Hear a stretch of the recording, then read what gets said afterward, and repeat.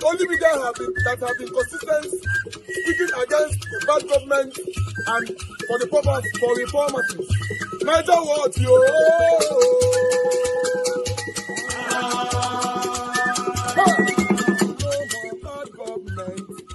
No more bad government. Major what? No more bad government. Major what? No more bad government. The only media that have been speaking. No more bad government. The voice of the voiceless. No more bad government.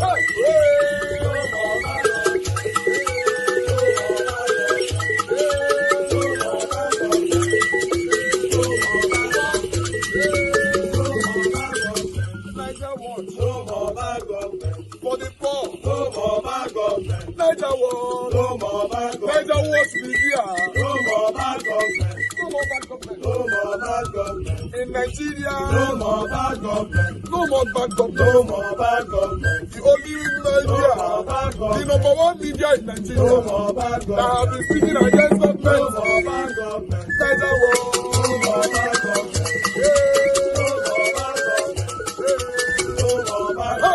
Major what you? The voice of the voiceless.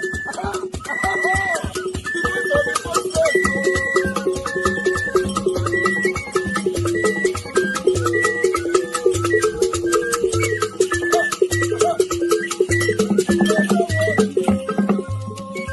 Voice for the voiceless. Voice for the voiceless. Major what? Voice for the voiceless. Major watch media. The only media that have been speaking against bad government. Being consistency since 1944.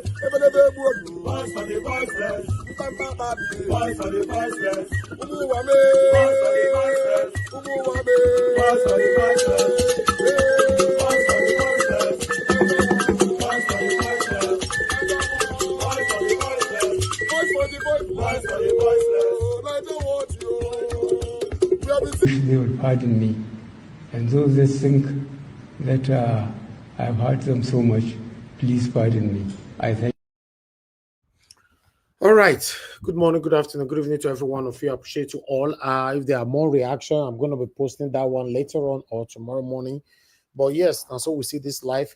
We all already know that death is inevitable. This is why I call on everyone to live a good life and leave a good legacy, good footprint every day here. Some people think that we just want to talk. Our leaders, you got the opportunity to rule a big country like Nigeria. None of you have actually stays in power to put smiles on our faces. None. Maybe some happened before, but since I was born, no. The only one I wanted to experience, live long, which was Yaradua. So it's sad. As long as you already know, anyone listening to me right now, as long as you already know that somehow, someday, whether you like it or not, you will die. So what kind of life are you living today? Is a question. To be honest, it's a question. Okay, can Tinubu change now and start to be the best president ever that have ever happened to Nigeria after the death of Buhari now? Or, I don't know. I don't know. Let me hear from our panelists. I appreciate you all. Mr. Jonathan, it's good to have you on the show. Thank you very much, sir. Please talk to us. Yeah, Mr. Evans, I greet you. Happy Sunday to you. And my fellow panelists, I greet you. God bless you all greatly. On the diaspora, welcome. Happy Sunday. God bless you greatly. I greet all my fellow commenters and callers as well, prospective callers. God bless you all greatly. Yeah, we thank God for life, First, let's thank God for life, God has given us life to see another day. For me, it should be a celebration of life. It should not be a mourning. It should be a celebration of life. Many have died that did not reach 82. So, for the family, all of them, the family of former president, I can call Buhari president. I feel comfortable as a Nigerian to a large degree to refer to him as a former president. Yes, I can say that. And I'll give my reason for that before I'm misconstrued or misinterpreted. For one singular reason, at whatever stage of his presidency that he had the guts to do it, that was the Electoral Act. Even though it is not perfect, he signed it. So he has that gut. So the analysis that he really don't want the election to be rigged, even though later on he relaxed, he bended, and he allowed the process to be compromised, but he passed the Electoral Act. So the amended version. So I'm comfortable to refer to him as a former president. So first of all, I would say may his soul rest in peace. And I will commensurate with my condolences to his family. That I will say, first of all. It should be a celebration of life. After all, they said it's 82. The Bible said, we all know, Hebrew 9:27, and it is appointed unto a man once to die, and after that, there is judgment. That should be one of our guiding lights as for those of us that are still alive. At some point in time, every man will go back to his maker, and there will be judgment. There will be accountability. That accountability that men manipulate, men connive, compromise while they are alive. There is no, you cannot do. Once you go to your maker, that accountability, you'll be confronted with it. There's no space for you. There's no place to hide. As Bob Marley was said in one of his most, one of his best-selling, there is no hiding place from the Father of creation. There is no hiding place. Every man will die. And now we have former President Buhari, gone. I will just say, what is the legacy? What legacy?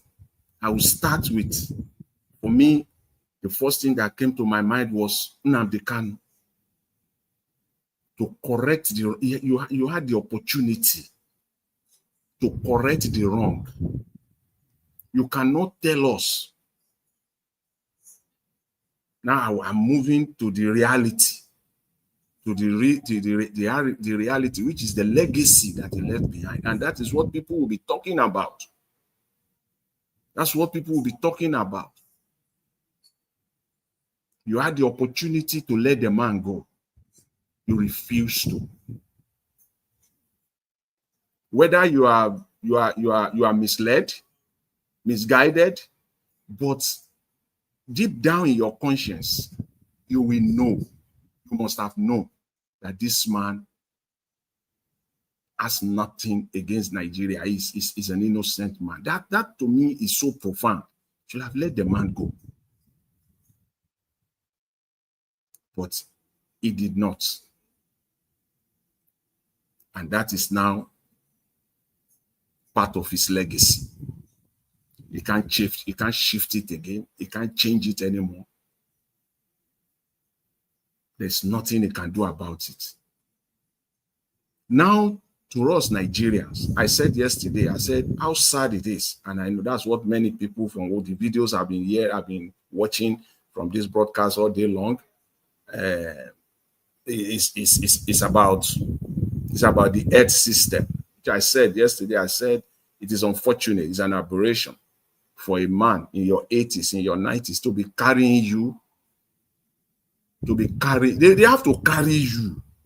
They carry you. Everyone, pray to get old, and we pray that the old age will be better. That is the adage from where I come from. We pray that our old age will be better than our younger age. But when a man is being carried over 5,000-6,000 kilometers to go and receive medicine. Some men will say, no, I'm buying here in my country. You can still see the character of the person. Some people will say, no, leave me here now. This is where I'm going to be.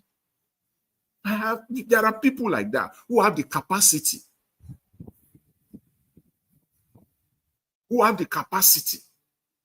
Even from within my own personal family, people who have the capacity, who said, no, I'm not going anywhere. Don't take me out again. This is where I'm going to buy. But they still believe that one way or the other, they can still manipulate it. It's terrible. That is the I saw there.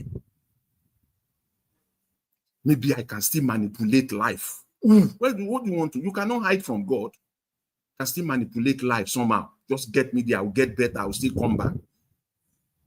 What are you going to do there? If you had fixed your own system here, there is no, even people who have the money, have everything. They are not in government, but they have the capacity, the wherewithal.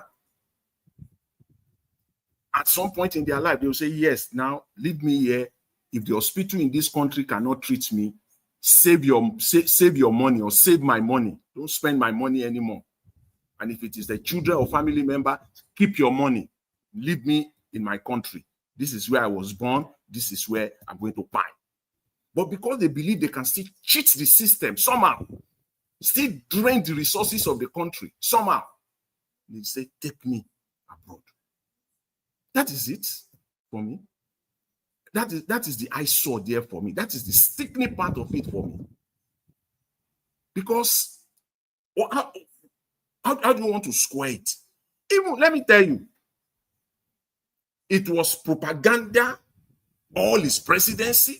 Yes, propaganda all through. Propaganda and death. When are we going to stop these Nigerians? This is insanity. Propaganda when he was alive. People are still manipulating. Because I can say from my own brain, my own,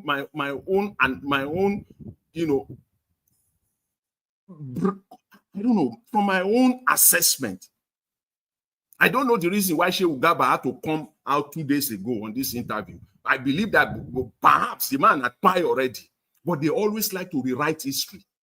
The man had pie already. Why Shehu Garba came out less than 36 hours ago, but they are now announced that Buhari pie, so that they can rewrite and reshape history. They are not fed up of propaganda. Propaganda when you are alive, propaganda when they pie. What is that? You fed Nigeria with lies and propaganda all through, and they never stopped.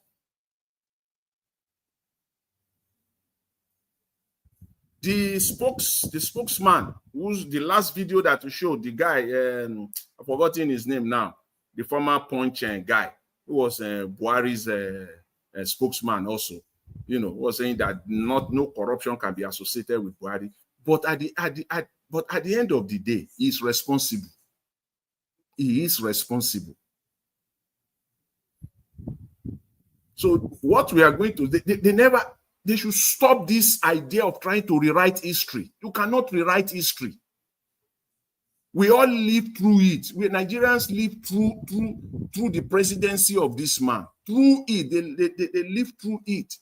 So you cannot come out now and be making attempts to rewrite history, because that's what we're going to see now. Sycophancy when he was alive, you will still continue the sycophancy when the man is dead. What is wrong with you people? Are you people okay? That's what you're going to see all over the space now. The sycophancy will still continue. People are mentally sick because there is no any other way you want to square it. They are mentally sick. Talk about his legacy. Give respect to life. Yes. Yes. Which is how I started my submission. But at the end of the day, every man will go to his maker. And when you will account for every bit, every moment. But the legacy you left behind, you cannot change it. And that is how men will see you. That is how your history will be written.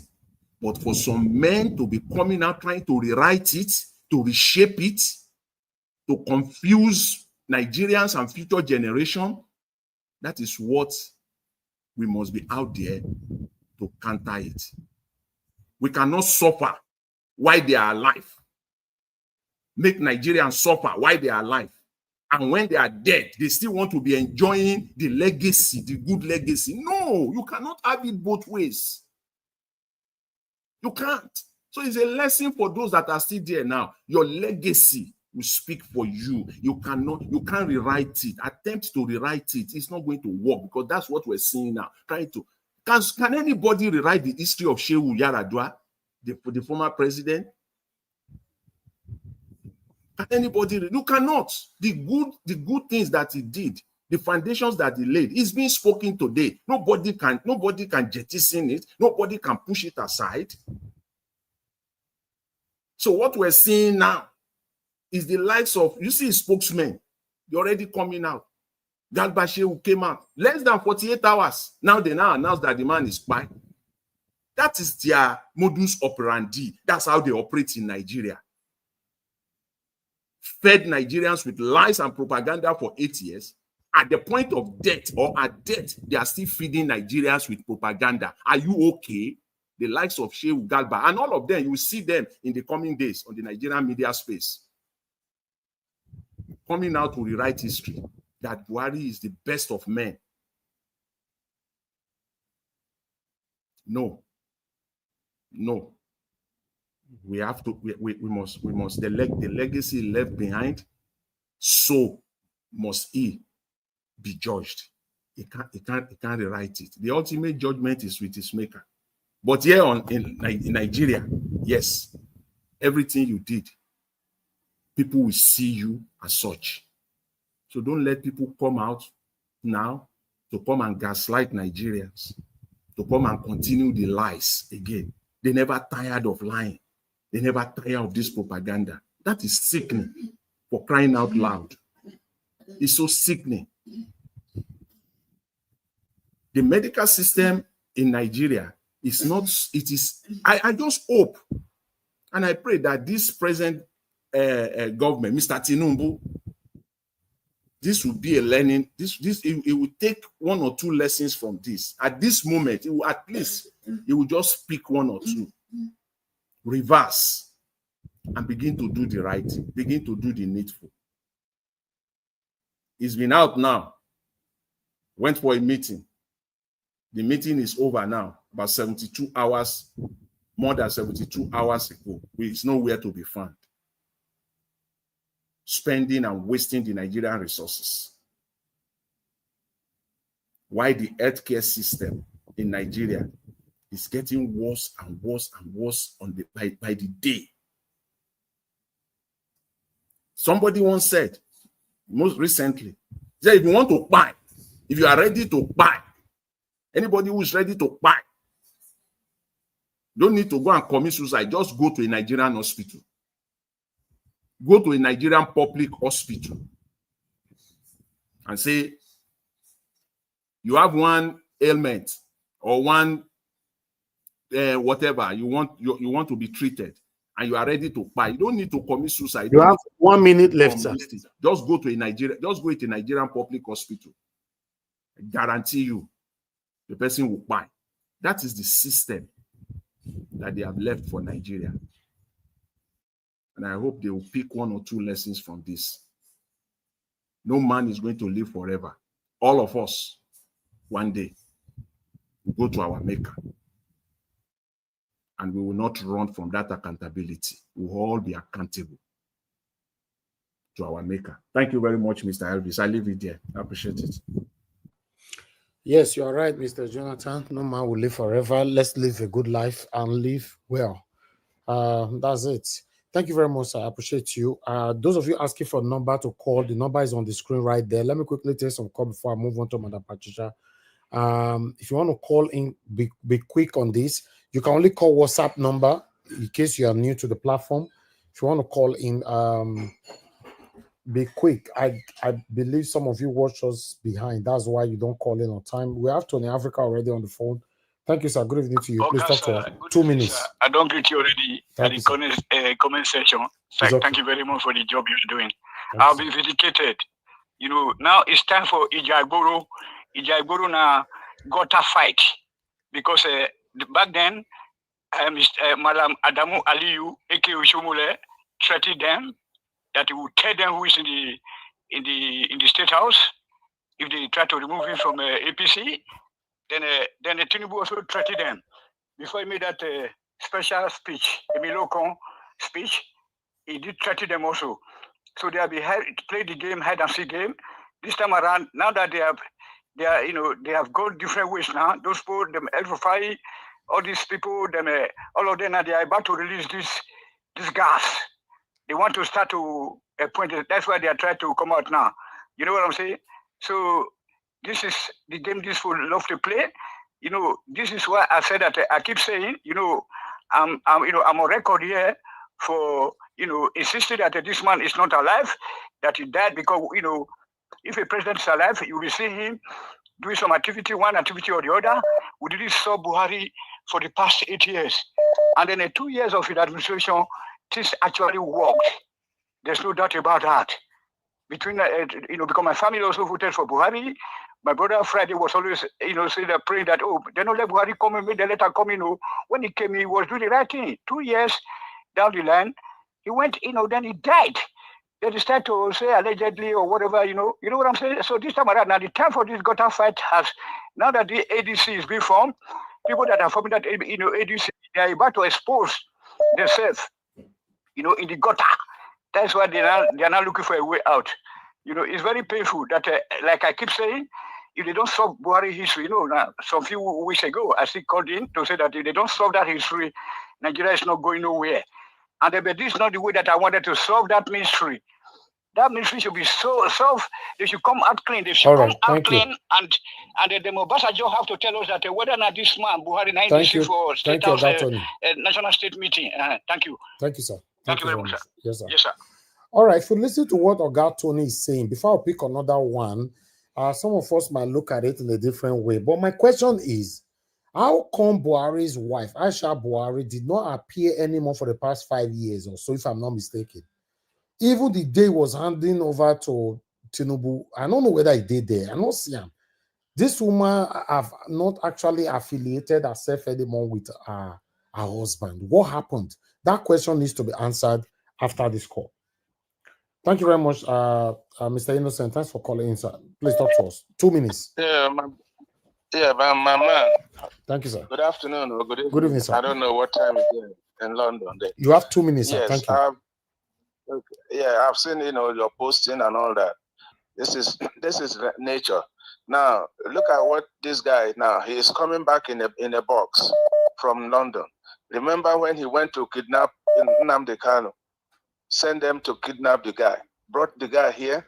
The court freed him, and then it was for him to now release this guy. Even he mentioned that, you know, it would be a political, you know, solution, but he refused to create that political solution. Until now, he's gone. This is, you know, for me, you know, he gets what he deserved. He didn't, you know, for that guy, how they are punishing that guy for nothing. You know, the next person is this man. What is his name? The current president. He better release Emefiele, no matter what. Even if Emefiele did anything, they should just take him to court, try him. If he's, you know, found guilty of whatever they are holding him for, then let him serve. But for them to leave him there, punishing him for nothing, the same way they are punishing Nnamdi Kanu, I don't know. So I mean, it's okay. He's gone. He's gone. Everybody will go. We will all go one day. But like you are saying, and everybody's saying, it's better to do the right thing when you are alive. Exactly. Because you will go one day. So I mean, I'm not, you know. Thank you. It's not that I'm concerned about that. Thank you very much. Thank you, sir. Thank you very much, sir. Thank you, sir. Thank you, sir. All right. Madam Deborah, thanks for calling in, man. Good evening to you. Please, hello? 2 minutes you have, Madam Deborah. Good evening to you, man. Yeah, Sunday to everyone. Let me just a quick one. Mr. Elvis, I want to agree with you that since after that time, they said that Buhari passed away that last time. The body, the way the Aisha Buhari has been behaving, is I mean, the puzzles don't add up. It looks more like something that is planned. To me, I want to agree that it's because they are fighting each other now, and they are beginning to see that their secret is going to expose. You can see that Shetima is fighting with Tinubu. They all did that conspiracy together, and they know that a lot of things are going to be exposed. That's why they are coming out now to say, oh, he's passed away. I don't believe it one bit. I don't think it's something that happened recently. I might not be 100% sure, but if you really look at the situation, you will see that it looks more like a conspiracy, just like something that they planned, and they're now saying that the truth is going to come out now that the northern oligarchs, the Fulani oligarchs, are fighting with Tinubu. Probably they are seeing that some secrets are going to come out. That's why they are just trying to cover up. Then I want to say something. Just it's not against what Mr. Jonathan said, but to say Buhari did one good thing by doing the Electoral Act, by passing it. Well, me, I will not equally give him credit for that.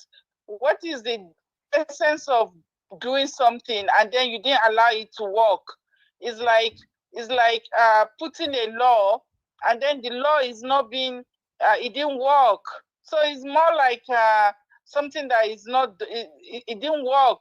Assuming after passing the Electoral Act, they allowed the election to be done the right way, but not after doing something and at the end of the day, you didn't even use it. It didn't work out like the way it's supposed to. So I'm not going to give him credit for that because it doesn't make any sense. So they still rigged the election. They didn't even follow the Electoral Act the way it was said. So me, I will not give him credit for anything. And for me, I don't think Nigerians are going to forget in a hurry everything that man has made Nigeria pass through in the past years by bringing these Fulani headsmen to terrorize the country. People are not going to forget that. Thank you. And well, for if it is true that this happened now, which I don't believe that it's happened now, I strongly believe that there's a cover up. So that's just my own. I believe strongly that this is just a cover up. It's not something that just happened now. They're just trying to expose what they have covered up for the past few years. Thank you so much, Mr. Elvis. Thank you very much, Madam Deborah. God bless you, ma. Thank you. Yeah, thank you, sir. If all these submissions say not true, so the body with Tinubu order made the carry come Nigeria, who come inside the cup? And when they want bury her, I will say his wife, nothing go there inside. They can bury anything there. Nothing there inside. If they want bury her, his wife not go there. His wife where don't scatter here and go Dubai. You know they do anything for Nigeria again. She don't run. You know the last time the wife appeared was when they was trying to board that aircraft to leave Abuja. That was when she last appeared. And apart from that, she has not appeared again. She's in Dubai now. She's into estate and other businesses. Hey, wow. Wow. Anyway, those of you that want to call in, please be quick. I'm returning your call, Jerry. You were calling from Germany, so quickly pick your phone before I go back to the panel. Guys, make gonna press on the like. We have over 1,000 people listening to us. Hello, good evening to you. Okay, you're not there. Okay, sorry. Let me come to the panel. We might take more calls later on, but let's see how it goes. Madam Patricia, it's good to have you on the show, man. Good evening to you. Please talk to us. Good evening, Mr. Elvis. Happy New Week, Niger Watch family. Mommy Diaspora. Where's the Happy New Week? We say our former president died. You say Happy New Week. Mr. Elvis, let me do my own greeting first. That one, everybody carrying cross. Everybody carrying cross. Now my own cross I carry. So Happy New Week, Niger Watch family. And Mommy Diaspora. Special Good evening to you, all our panelists. Thank you for always lending your voice to this channel. And Nigerians, those that are watching us, please like and share. I heard Mr. Evie saying we are viewing, we are screening in 8 platforms. So please, let's do Mr. Evie's well today, by liking and sharing the link and also support the channel. Mr. Evie, thank you again for all you do, because it's not easy. I know how much you put in. So I appreciate Thank you. everything that you are doing with this platform. And may God continue to strengthen you and your mom as well. Amen. And thank you, everyone. Yes, Mr. Elvis, I'm not going to give any commiseration or condolence. So, I don't know. Anybody who say that they respect the dead, may they respect the dead. But many Nigerians spy under this very man. Okay? So who is commiserating with those families that lost their children at a young age? At least it was 82. Abi, they say. Oh, because if you ask me, probably Buhari not be they die again second time. Oh. If you ask me, I believe say Buhari don't die long ago. The Bajua way they do us, and now they want to try to put the case to rest. And now they try to do so. So I don't understand how Buhari could die again. We don't first die. We know who did it since now packaging. So make Nigerians not feel disturbed about them. That's so rich because if you look at, compare the Buhari when we know to this Buhari, is he in character or in action? Which one you go say this Buhari resemble that other Buhari? I'm not saying you, because the only reason when Nigerians say make them put their vote, give him their vote, was they believe that the Buhari that they know is the same Buhari that came before when he was a military man, a no-nonsense taker, like he actually demonstrated. That was the only reason. And actually, he proved it. 2 years after he took after he was sworn in, he was walking in that step until one day we heard that he was the same London. Everything happened in London. The same London. The same this London. So now this same London that they go, Chatham House, go discuss the Nigeria, go report how they want to take better Nigeria life where they know they better. Now the same London, now we for year say they sick. Now so he did there. Before we know, we hear say he die. Before we know, they say he not die again. No, now so we can't come when we can't see. Now new Buhari we they see. Buhari will be like 18 years old boy. They run it up and down, So I don't know whether I will say condolence or whether I commiserate with the family. I don't know what to say because the mixed up, the whole thing is overbloated already and very confusing. Yes, it's so much lies. I think 2 days ago, I want to also say, yeah, Mr. Jonathan, I agree with you. 2 days ago, somebody came out and he was trying to rewrite history. So, can we say that this Buhari, where they present to us in IBD, but Buhari, the new Buhari, when we see, because they run Nigeria live for the rest 6 years, can we really say that he is the one? Because 2 days ago, they came out to say this, they were trying to rewrite history. Are we not sure that he don't buy that time? Are we not sure? Or can we also look at it from another angle? That since Agbado is not playing ball, the North is ready to spill thunder and fire in 2027 election against Agbado. And Agbado know wetin transpire. Maybe it's a way to get him off the way so that their secret will not leak. That's why they are now pretending that he's dead. If I was a journalist, If I was in London, I would take my time to find that hospital and go and ask questions. I'm telling you, I would have done it.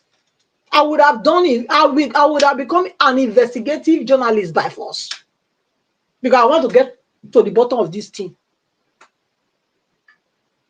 Because it's always happening in London. Madam Professor, it's not possible because that's why they were in according to them, they took him to private hospital. So there's no government hospital that can verify this. Okay. Now they tell you so soon as Badway, another Badway be this one. So that Badway be this. This one do you take? Now they do so. They won't do us take again. It's up to us whether we will let them or will they begin the, For me, that's why I say I don't know whether I should commiserate or to say condolence. Because for me, na boogaboo story. If they mean say him true. Why they bring and come, make them look even this man when they see so. Where they put this what they call him what's it called? Oxygen mask in his face. That Buhari be this one. Now be this. God help Nigeria. They say na so they talk him. Okay. This man look like Buhari. Where they look at? He look like Buhari. This man look like Buhari. Make we look the face now. Look in face. Look him. Now all day because this one will be AI generated because you can't see him. Okay. I beg you. Oh, now leave me. That's why they say I don't know whether I will commiserate or whether I will say condolence. None of them will come from me because me, I know if you buy this story. I know if you buy them. I'm really, really sorry about it. I cannot buy it. Nobody will take me to that stream. Yes. And another thing when I did also what I want to say just now when I say why escape me. Oh God. I say whether na Agbado, they want to can take Agbado one leak secrets. Maybe I cause this one so when we dey see so. Agbado one leak secret of waiting happen. But even if he leaked secrets, to go still affect them because he was he not the chairman, national chairman of APC, where this thing happened. But he believes, of course, he believes saying gets everything under control. So maybe, yeah, since they are trying to throw whether on a brimstone or thunder or fire on him, he can do anything. He can come out with anything. I want to challenge them. If they say now Buhari be this, if they say, I want to challenge them. When they bring the casket, make them open and make all Nigerians see, make them see and well for who he is. Because at least if person die, the real face go come out no matter what sickness where the person sick. The real face go come out because that time in body will come because if he say okay when the person is in pain and all those things, yes, if he look different a little bit, but when they die, their real face go pronounce. You go know soon that the person be this. It no matter how devastated the sickness devastate their body or their face. You go see that the person be there. Make them show Nigerians openly. Make them open the casket. Show Nigeria the person they carry come Nigeria. That are the challenge that I'll give them. And to all you evil politicians in Nigeria, shame on you. Shame. Now so they go the carry on come one by one. Now so make una wait. I think now so not go do the right thing. Now not go do the right thing, Abi. Now one by one they go to bring una come in cups. Wanna not worry in coffee. Now they go take the carry una come. Wanna go again they go to inject una mona buy because they said they don't care for una. As una say una country not go let una sit down. Now not fit build una country. Now so wanna go take those medical treatment for somewhere else. They go wow na there. Now so it go be. Now so it don't they be. You never they see this trend. Now never they see him abi. Okay, on a blind. No worry. Make another one go again now. Go whether you come back alive. Thank you. The minimum. So now so it go be for now. Thank you. I will leave on there. Thank you, Madam Pachicha. Thank you very much for your submission. I mean, I'm not going to understand though. Some of them say Buhari don't fed that. Some say now that. So I'm here to learn. I'm listening. Thank you very much, my people. Those of you that have supported the channel, thank you so very much for letting me day. As 7 government there, Kenny Hondo, Amanda Stella Masevedo. God bless you all. Guys, you can press on the dollar sign right there.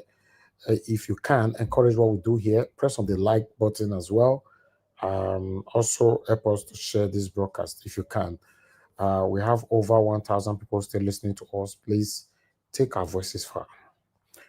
Let me call on Black Panther to talk to us. So we don't have any caller right now. Black Panther, you have the floor, sir. 8 minutes. My brother. I greet you, bro. Happy Sunday. Don't die, leave us here. He don't pack. He don't leave us. But I want to sing one song for everybody. Hi, this kind God, another one no do. This kind God, another one no do. You see, the reason why I sing that song is to everybody, that the God that we have will never change. And no man can utter what God has spoken, because it's an unchangeable God. He will never change. Each time I listen to that song, it emboldens my heart to continue to speak the truth, because that is the image I'm after. That is the character I'm after. Now, most of us have seen that there is nothing in this world that will surpass the truth. There is no secret in this world that will last, that man calls secret, that will last forever. It will be exposed to humanity. Even God gave his own heart and his own secret out. He now has to make us, bring us closer to know him more better. God allowed the Israelites to be in Egypt, in captivity, in slavery for more than 300 years.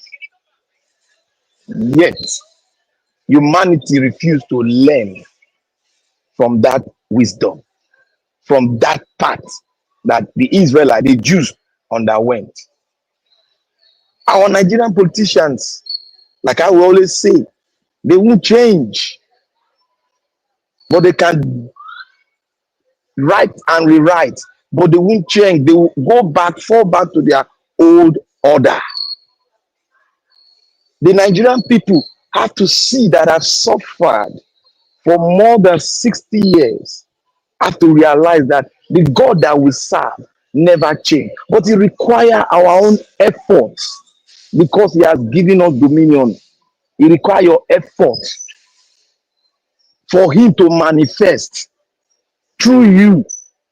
That is why if you pray without not walking what you have prayed concerning, taking the step of faith, the word of God will look as if it's nothing. You see, people come, they say Buhari has done something, he has done this, he has done nothing compared to the disaster he gave us. You see, the Bible says when the unrighteous rule, the people will not rejoice. Were you rejoicing when he was ruling? The answer is no.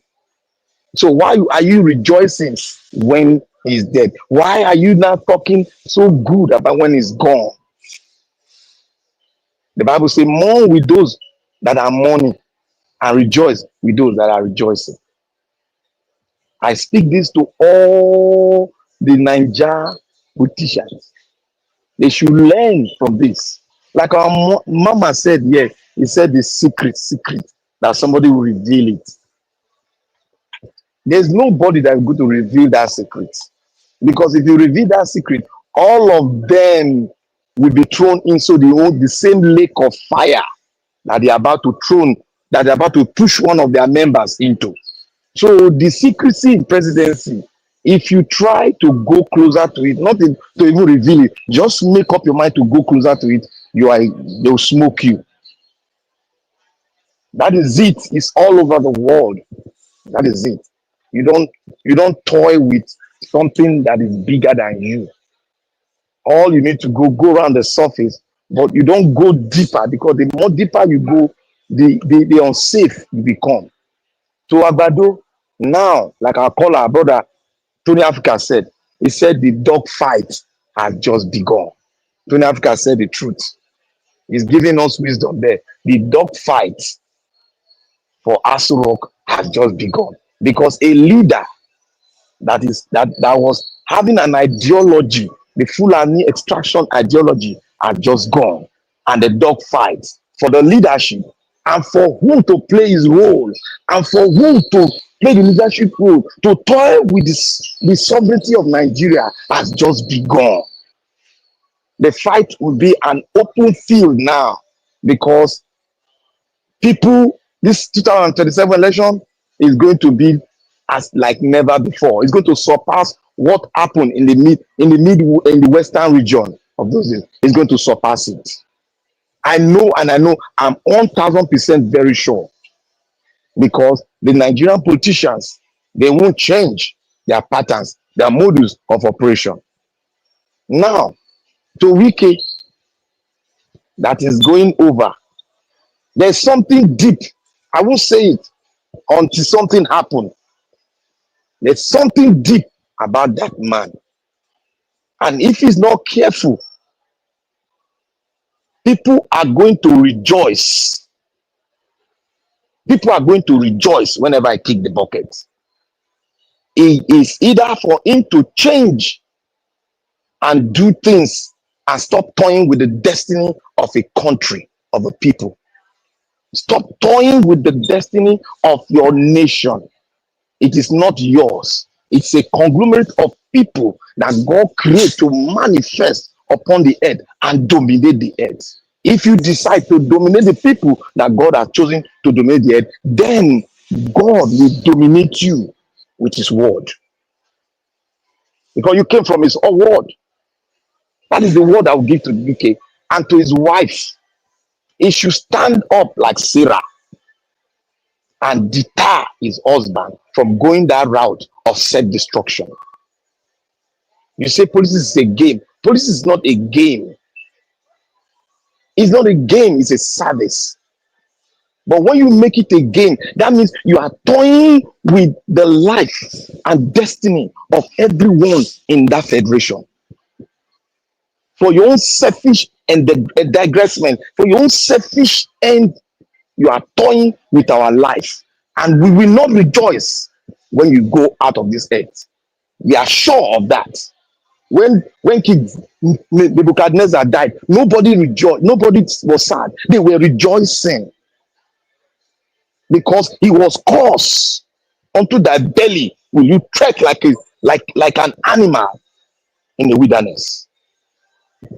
And all this evil politicians, unto thy belly, if you don't come out of that thing you are doing against this federation, unto thy belly will you crawl and go around in the wilderness of hell. Now Buhari is gone. I remember when a British citizen, a white man, was in London carrying a crusade flag. He said the British government, the king or the queen, should reveal who the man in Aso Rock was. If you guys will remember, I don't forget easy like that. He said they should reveal who the man was, who the man Buhari is. They should reveal it to the Nigerian people. They should stop toying with the Nigerian people's destiny. It is high time the British break hand loose from the destiny of the greatest nation in the sub-African region. You should stop it. Let Africa be. Let Nigeria be. We are a sovereign nation. Despite your intruder, the intruder came to take our sovereignty for us for so many years. steal our artifact, steal our culture, steal our tradition. But Africa is the home of civilization, and we are destined to take charge and take control. When the time comes, the bell will ring, and the average African man who are standing shorter than they will stand taller for Nigeria will be above all if we want it to be. To the Nigerian politicians that refuse to change, unto thy belly will you crawl in the wilderness of hell. To all of them, let them continue. But Niger Wash, there's going to be a dog fight. That dog fight is going to consume every one of them. Let us see how the dog fight will go. But I know, by the grace of Almighty God, Peter Obi will come out shining, and righteousness will rule over Nigeria. Thank you, Niger Wash. God bless you. Thank you, my brother. Thank you so much. You don't take us go through inside Bible, everything for Buhari matter. All right. Thank you. I'd like to hear from you, Mr. Odowa. It's good to have you on the show. Good evening to you, sir. 8 minutes. Good evening, Mr. Rajawash. Happy Sunday. Good evening, everyone in the panel. Happy Sunday to all of us. Good evening, Mommy Diaspora. Thank you, man. God bless you. Happy Sunday, man. Good evening, commenters, listeners, and viewers. May God bless all of us. Happy Sunday to all of us all. Whereas the breaking news, Buhari is dead in London. Well, for me, it is a great joy for wicked to die so that the righteous man live. Because anybody who prayed Buhari, he did this, he did that, my brother or my sister, I did not see anything that Buhari did. If you said he sent whatsoever for election or distance, if he sent the paper and election could not work, what is the use of the sending? Because you send, if it worked, they will have not said go to court if you are not satisfied. Go to court. That makes it doesn't send any. What he sent is useless. So, in other hand, I want to say something that I want to sing one song. Buhari diowa oriowa, Buhari diowa oriowa o, Buhari diowa oriowa o. Etinubu hiari viso igbi. Oh, may Buhari's soul never rest in peace. May rest in packet pieces. Amen. Because Buhari have brought disasters and destructions to our country. We cannot count how many people that go out of our country. I think, what did they call them? Amnesty, we are not saying thousands of people that just passed away just because of Buhari. He came through Ruga.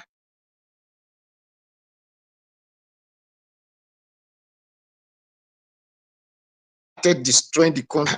Even Tinubu will not have a little area. They not just focus on only Benue most. Buhari, entire the Nigeria, there is no state apart from only the state that will be their own. Even in Daura, there were chaos everywhere. So people tell me such person has any integrity? Who came to destroy the entire country, that people cannot travel from a state to another state? Even to go from your local government to another local government is a problem. Till today, people are not crying that no food to eat. No food to eat. It is not. That is why at times I will say it's not really Tinubu. Because the reason I blame Tinubu is you were the one who went home and called Buhari. You went to his house and said, let us work together. That means you people are in the same spirit. Because if not, you will have, when he was doing bad, you will have said to him, no, well, this thing is not our agreement. This is not the reason I called you. But because you are the same, that is the reason you never talk one day. That is where they blame and blaming Tinubu on this era that people are crying that there is no food. It is Buhari, because the gari that you will have harvest that time, Buhari do not allow your great-grandmother or your grandfather or your girlfriend or your brother to go to farm and plant it. The plantain you will have be eating now, the cocoyam, the yams, everything. Buhari drove every state out of their farms. So Today, people will say, oh, do well, do what? Do nonsense. May he never rest in peace. May fire. It is just like one of the this thing I saw. They bury they pour fire on the person. So may fire torment Buhari. May he rest in Nigeria hellfire, physical hellfire, before he go to spiritual hellfire. If that one exists. Because he have destroyed the land. Even if even when he was a military president that they say he worked, and that time I know it was not the one that worked, it was the Diagbon. But coming as a civilian to destroy everything, well, what a pedigree. And what do they call whether Gabashehu? For you to see how light they are. He said he's heading now, he's getting better, he's doing that. Yeah, it's really sure that he's getting better now for them telling us that he passed away. That shows I really get better. And I reduce here to praise Russia President Vladimir Putin, whatever they call his name. He said, Africa is a graveyard. Now, I think now, as a Muslim, between 24 to 48 hours, they will bring it to Nigeria to come and bury. He said, Africa is a graveyard. When the leaders are there, they have money, they will be buying property in Dubai. They'll be putting the money in Swiss bank. They'll be taking treatment in America and British. No, they'll be taking treatment there. Then they will be going to the other side and go and relax. The way they die, they bring them back to Africa because it's a graveyard. Because if not, there have not been any white man who will die in Africa. They will say they came to Africa to take treatment. They die in Africa. They want to send them back to their country. Well, no, because their country is not a graveyard. So they make their country good for them. So because it dead, that's why I always said the people living in Africa, living here, most of them are dead.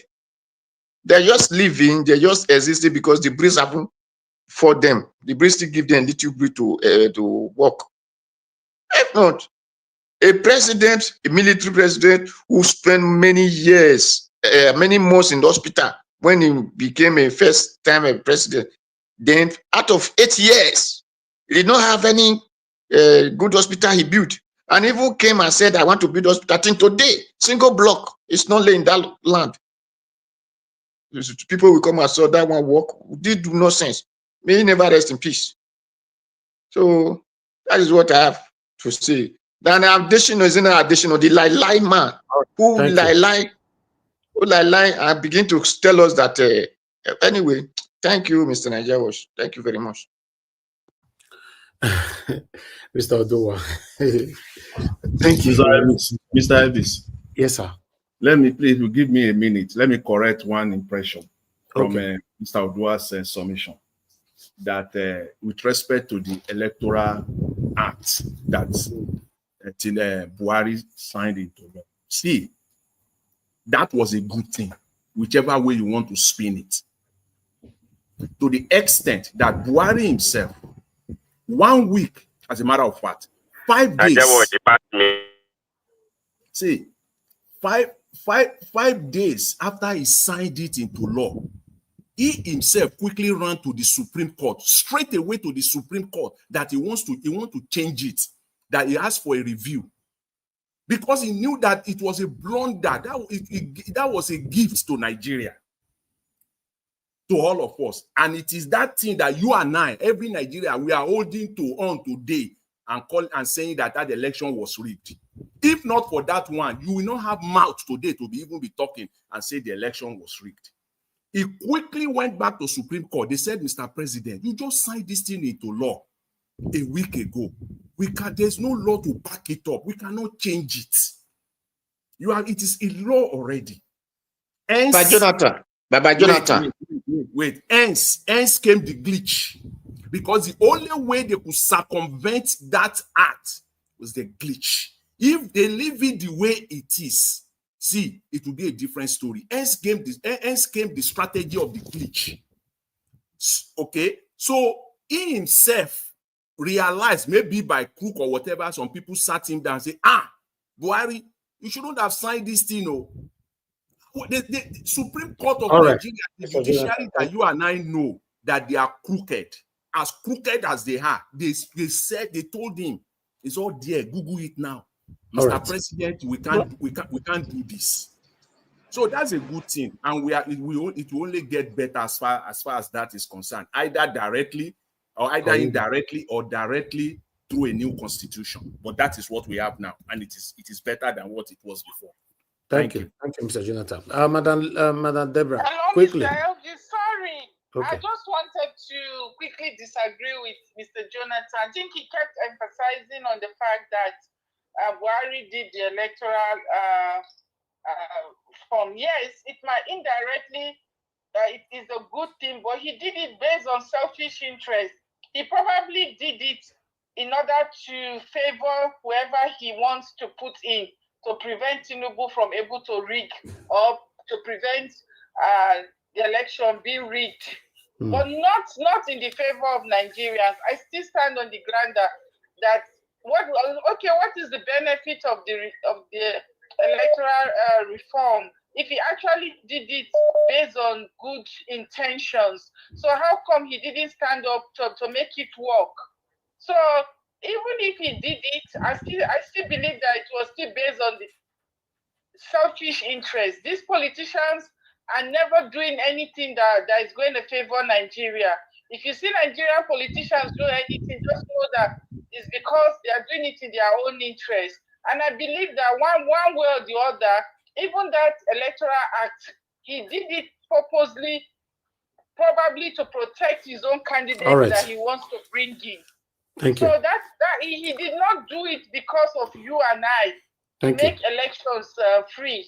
I don't still believe that is his intentions for doing it. If that is his intentions for doing it, then he should have allowed it to work. So for him not to allow that thing to work, meaning that his intentions were not genuine from the get-go. Thank you so much, Mr. Elvis. Thank you, man. Thank you, Mr. Deborah. Thank you. Mr. Elvis, please ask everyone, Mr. Elvis, please ask everyone the pertinent question when they come up with this argument. Why did Buhari, 5 days after, went to Supreme Court to want to change it?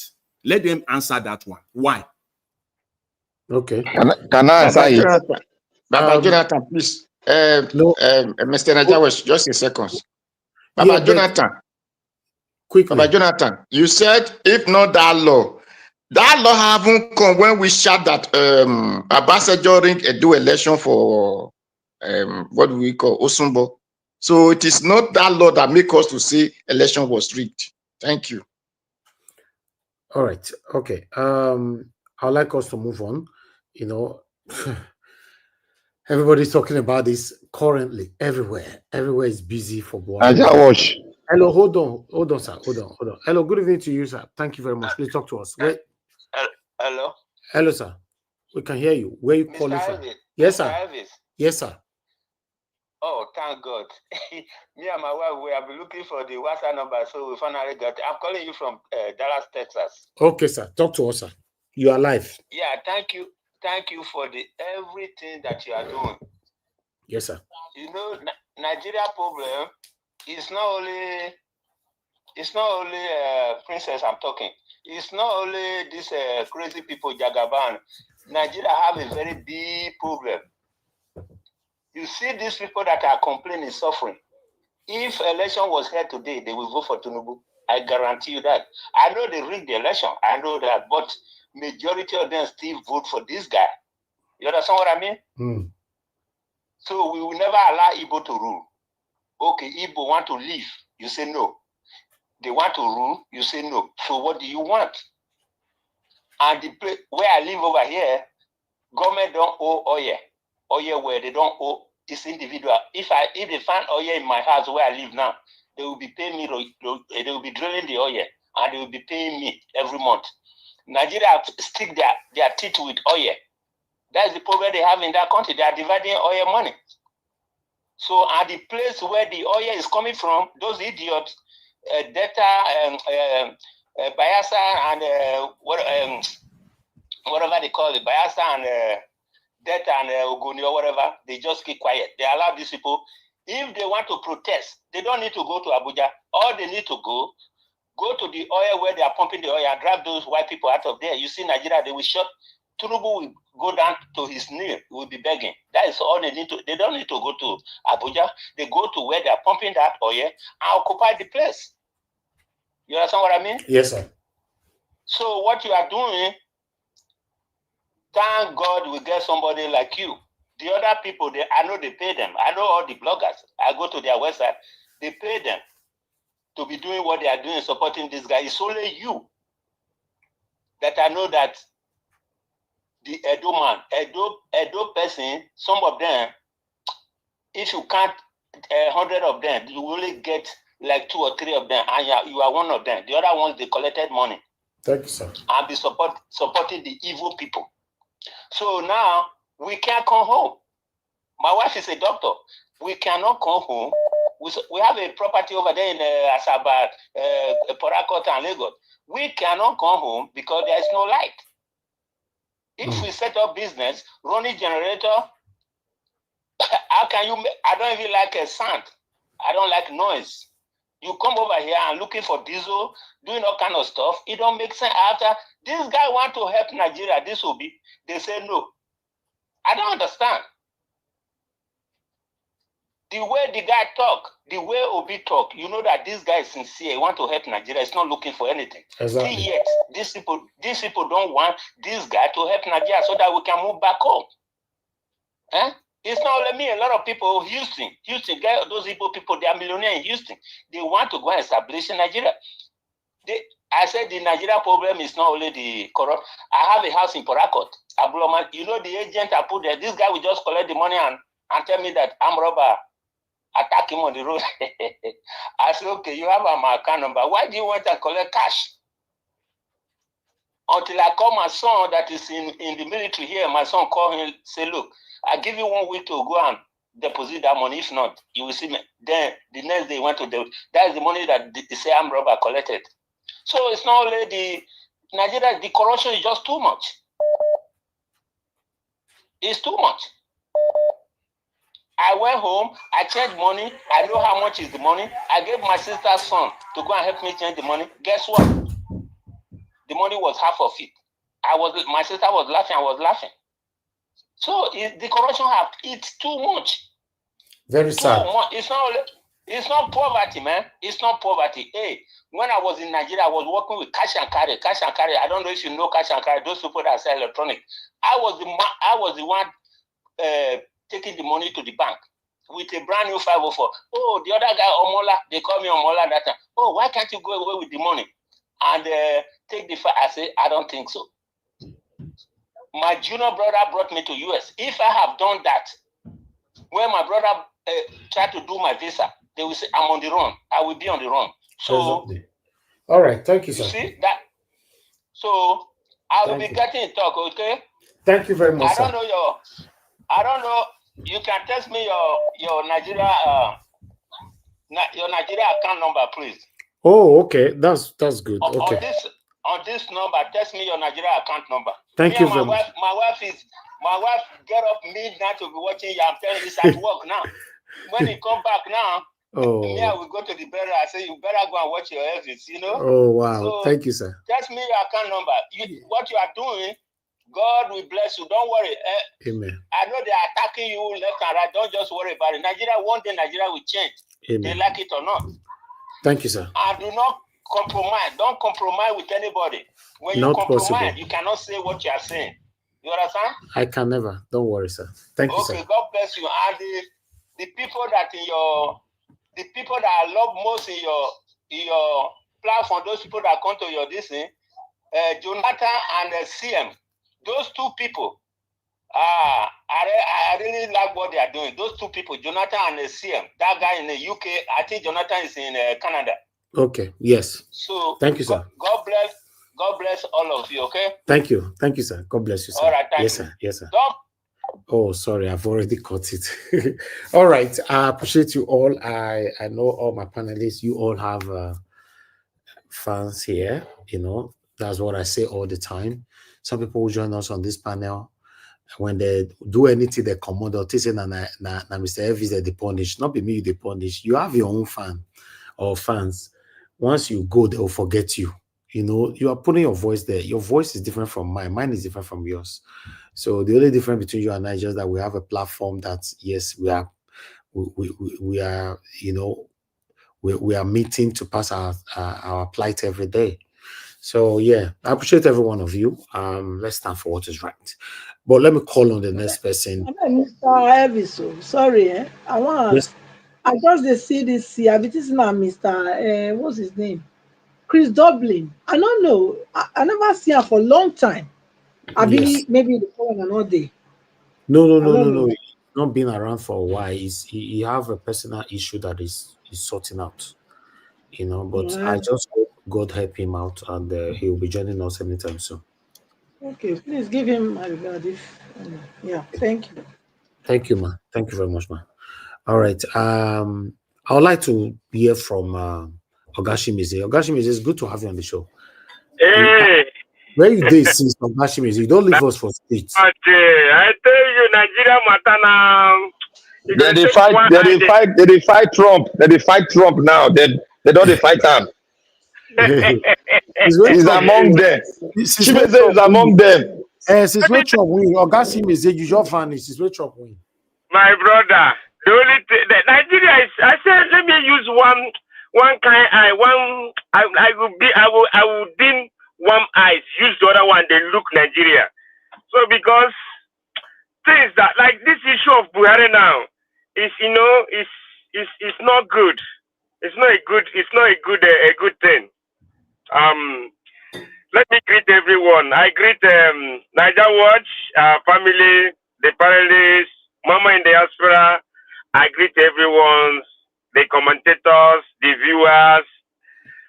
Thank you all. I know I've been coming once in a while, but very soon I will start coming every day. No.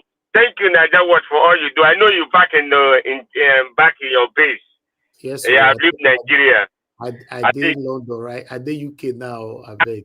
You won't be buying gas. You won't be buying gas now. Hey, dude. Okay, let's go. You see, one thing. You see, Nigeria is so many Nigeria are so daft. You know, anybody that telling me, "Oh, Buhari just died," that person is, I don't know. You're not getting it. My leader, Nande Carlo, he already tell us long time ago. It's because of the hatred. Some people don't want to understand that Buhari have died long time ago. Long time ago. 20 what? Is it 2017?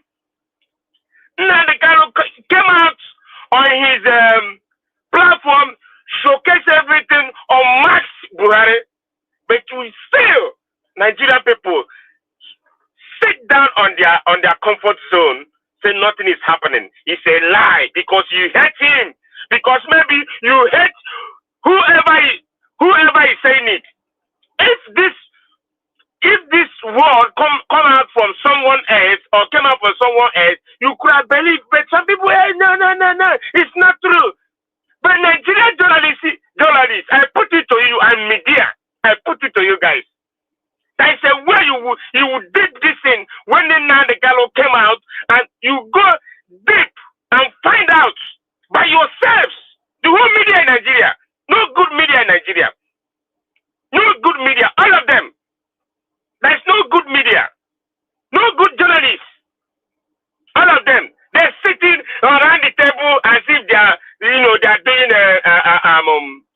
doing round table business. That is not the way. And even Nigerian people, they're supposed to say, "Oh, we want to know how true this thing is." But Nigeria, they keep quiet. The only Nigeria will push to the wall, and they will break the wall and keep going. Even they will lead themselves into the ocean. They don't care. This is very wrong. We should come out right now and say, "Oh, Buhari is dead." Buhari have died long time ago. Come on, man. He has died long time ago. They just come out, to to just bring all what they did, the shenanigans what they did long time ago. So they would think that it's true that Buhari just died now. Okay, all of them know. See, Nigerian politicians, they know that Buhari died long time ago. All of them. They know. They all know. Even this Jagaban, all of them. Tell me, they just cover this thing. They use money to vote all of them. They use money to vote all of them. So all of them shut their mouth up. You know why they give? You know why they give Emiloko the presidency? Because he knows everything. He knows everything. All of them accomplish. All of them. You know, all of them accomplish of what happened. But Nigerian masses never ask questions. How this thing? Okay, we have something like this.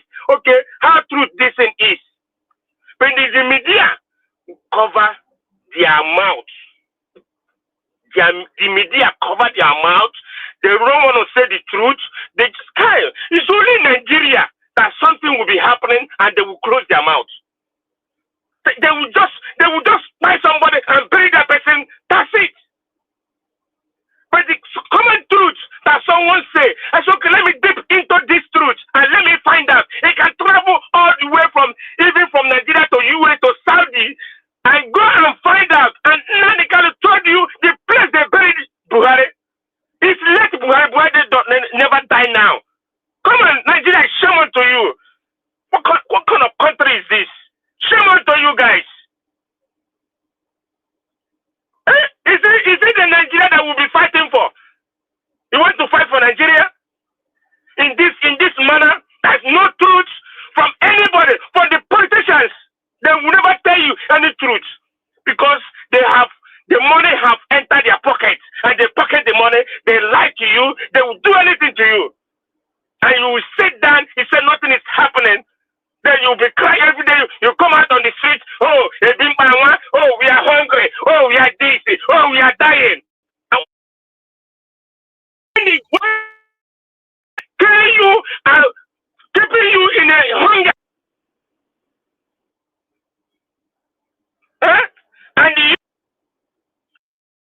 we got so bad. It's so bad that Nigerians don't want to wake up from their sleep. Now you will say, Buhari is just dead. He just died. He just dead. Oh, come on, man. Hey, Nigeria. I don't know how did they do you guys this way? Who did this into Nigeria? Nigerians. Election is 2 years, but the campaign already started since the last year. And we will start jumping around. And people that say, they have gathered you guys and say, oh, we must vote for Jagaban. Tomorrow you will come out on the street. I beg, or God, give me money now. I'm hungry. Who does that? Why all these things? Don't because he hurt somebody. Don't because he hurt somebody, you say, when someone is saying the truth, he said no, because the hatred you have on that person, you don't want to accept that person is saying the truth. Nigeria, wake up. Wake up and face the reality. Nigeria was, thank you. Let me stop here. Wow. That your submission, eh? Wow. It shows we don't miss you, not be small. Thank you very much, Ogashimize. God bless you. I appreciate you. Thank you, sir. All right. Everyone on the panel have spoken. I'm going to give 30 minutes so that we can round up, but you're going to talk within yourself. Interjection is allowed. Wait till the chop. I did eat apple. You want to eat? Mommy, thank you. Thank you for giving him apple.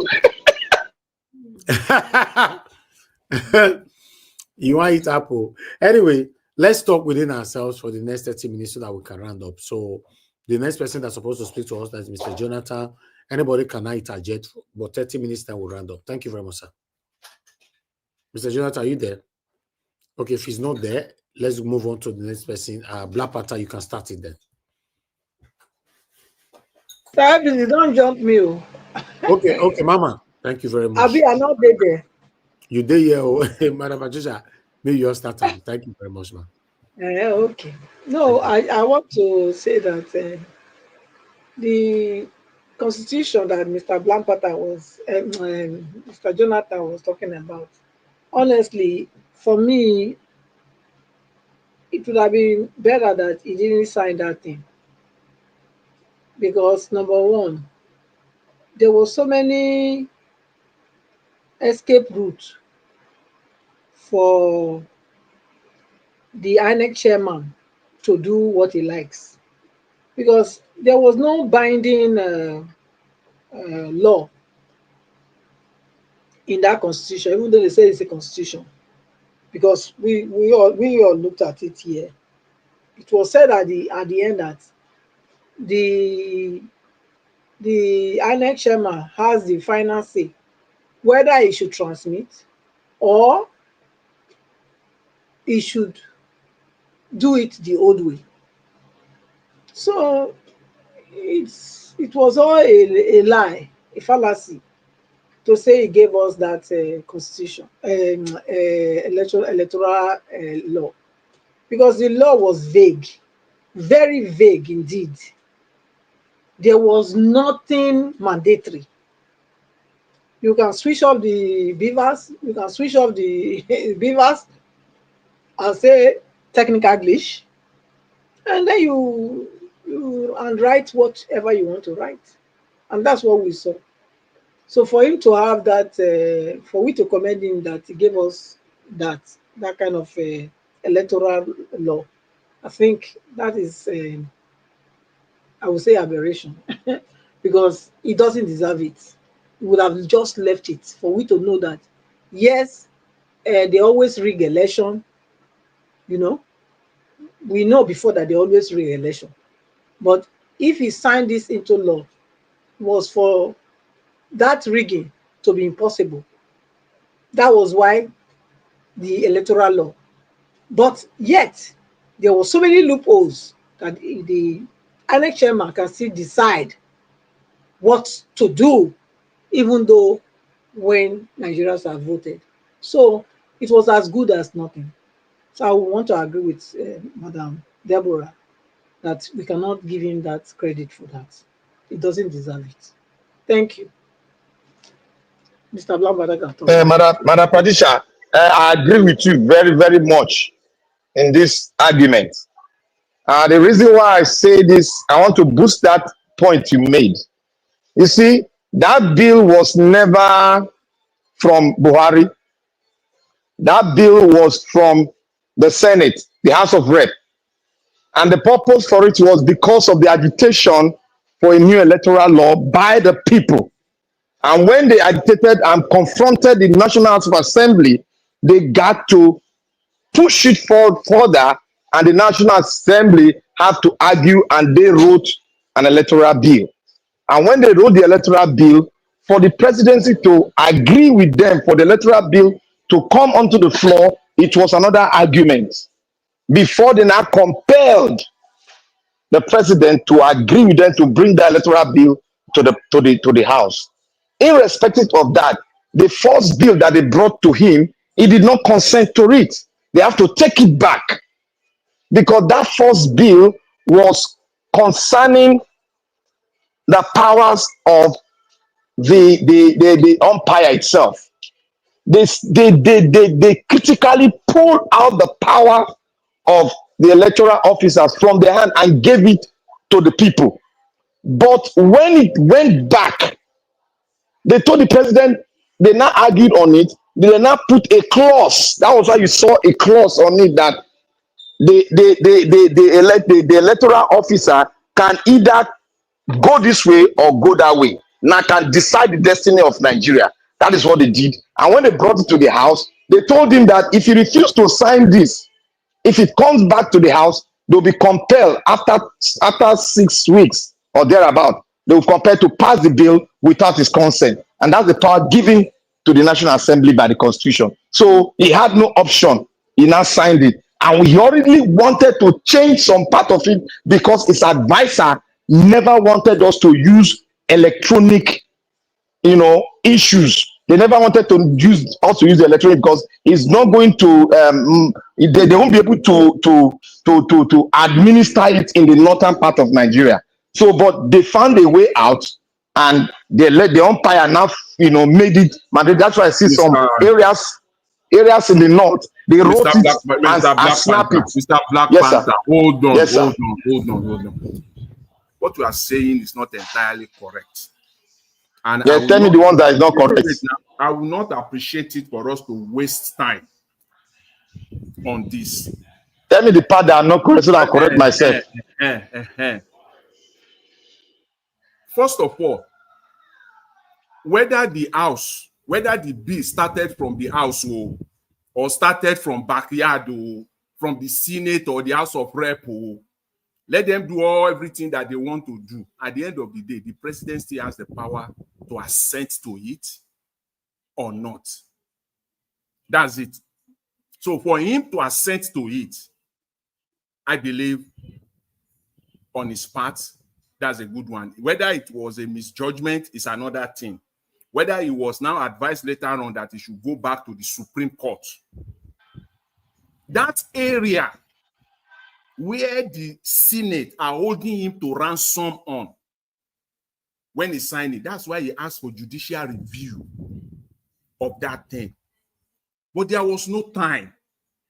Time was so short that time that the Supreme Court came back to him less than 72 hours. That's why I would refer to 5 days, 1 week. He went back to them 5 days after.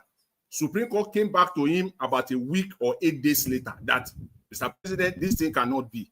You have signed it, It was a miscalculation on his part, thinking that if he signed it into law, he will go back to Supreme Court and ask for a judicial review without the Senate, without the House. Okay? But that did not work for him. That's one. Two, see, everything, whether they gave the INEC the power to choose whichever way they will transmit results, you cannot compare the Electoral Act of 2022 as amended to the Electoral Act of 2011.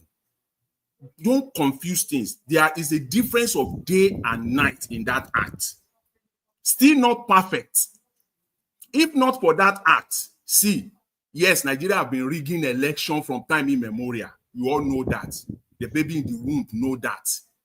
But what you and I have been saying, as far as Peter Obi is concerned, we will not even be close to it. I want to tell you, they have rigged the election in Nigeria mercilessly more than 2023. People don't talk. But this act gave us the opening. It gave us the opening to talk about it, to reject it, and to continue to fight for it today. It is still that Electoral Act that you and I were referring to. It is still the Electoral. What are you referring to? Obi was rigged out. They rigged 2023 election. On what basis?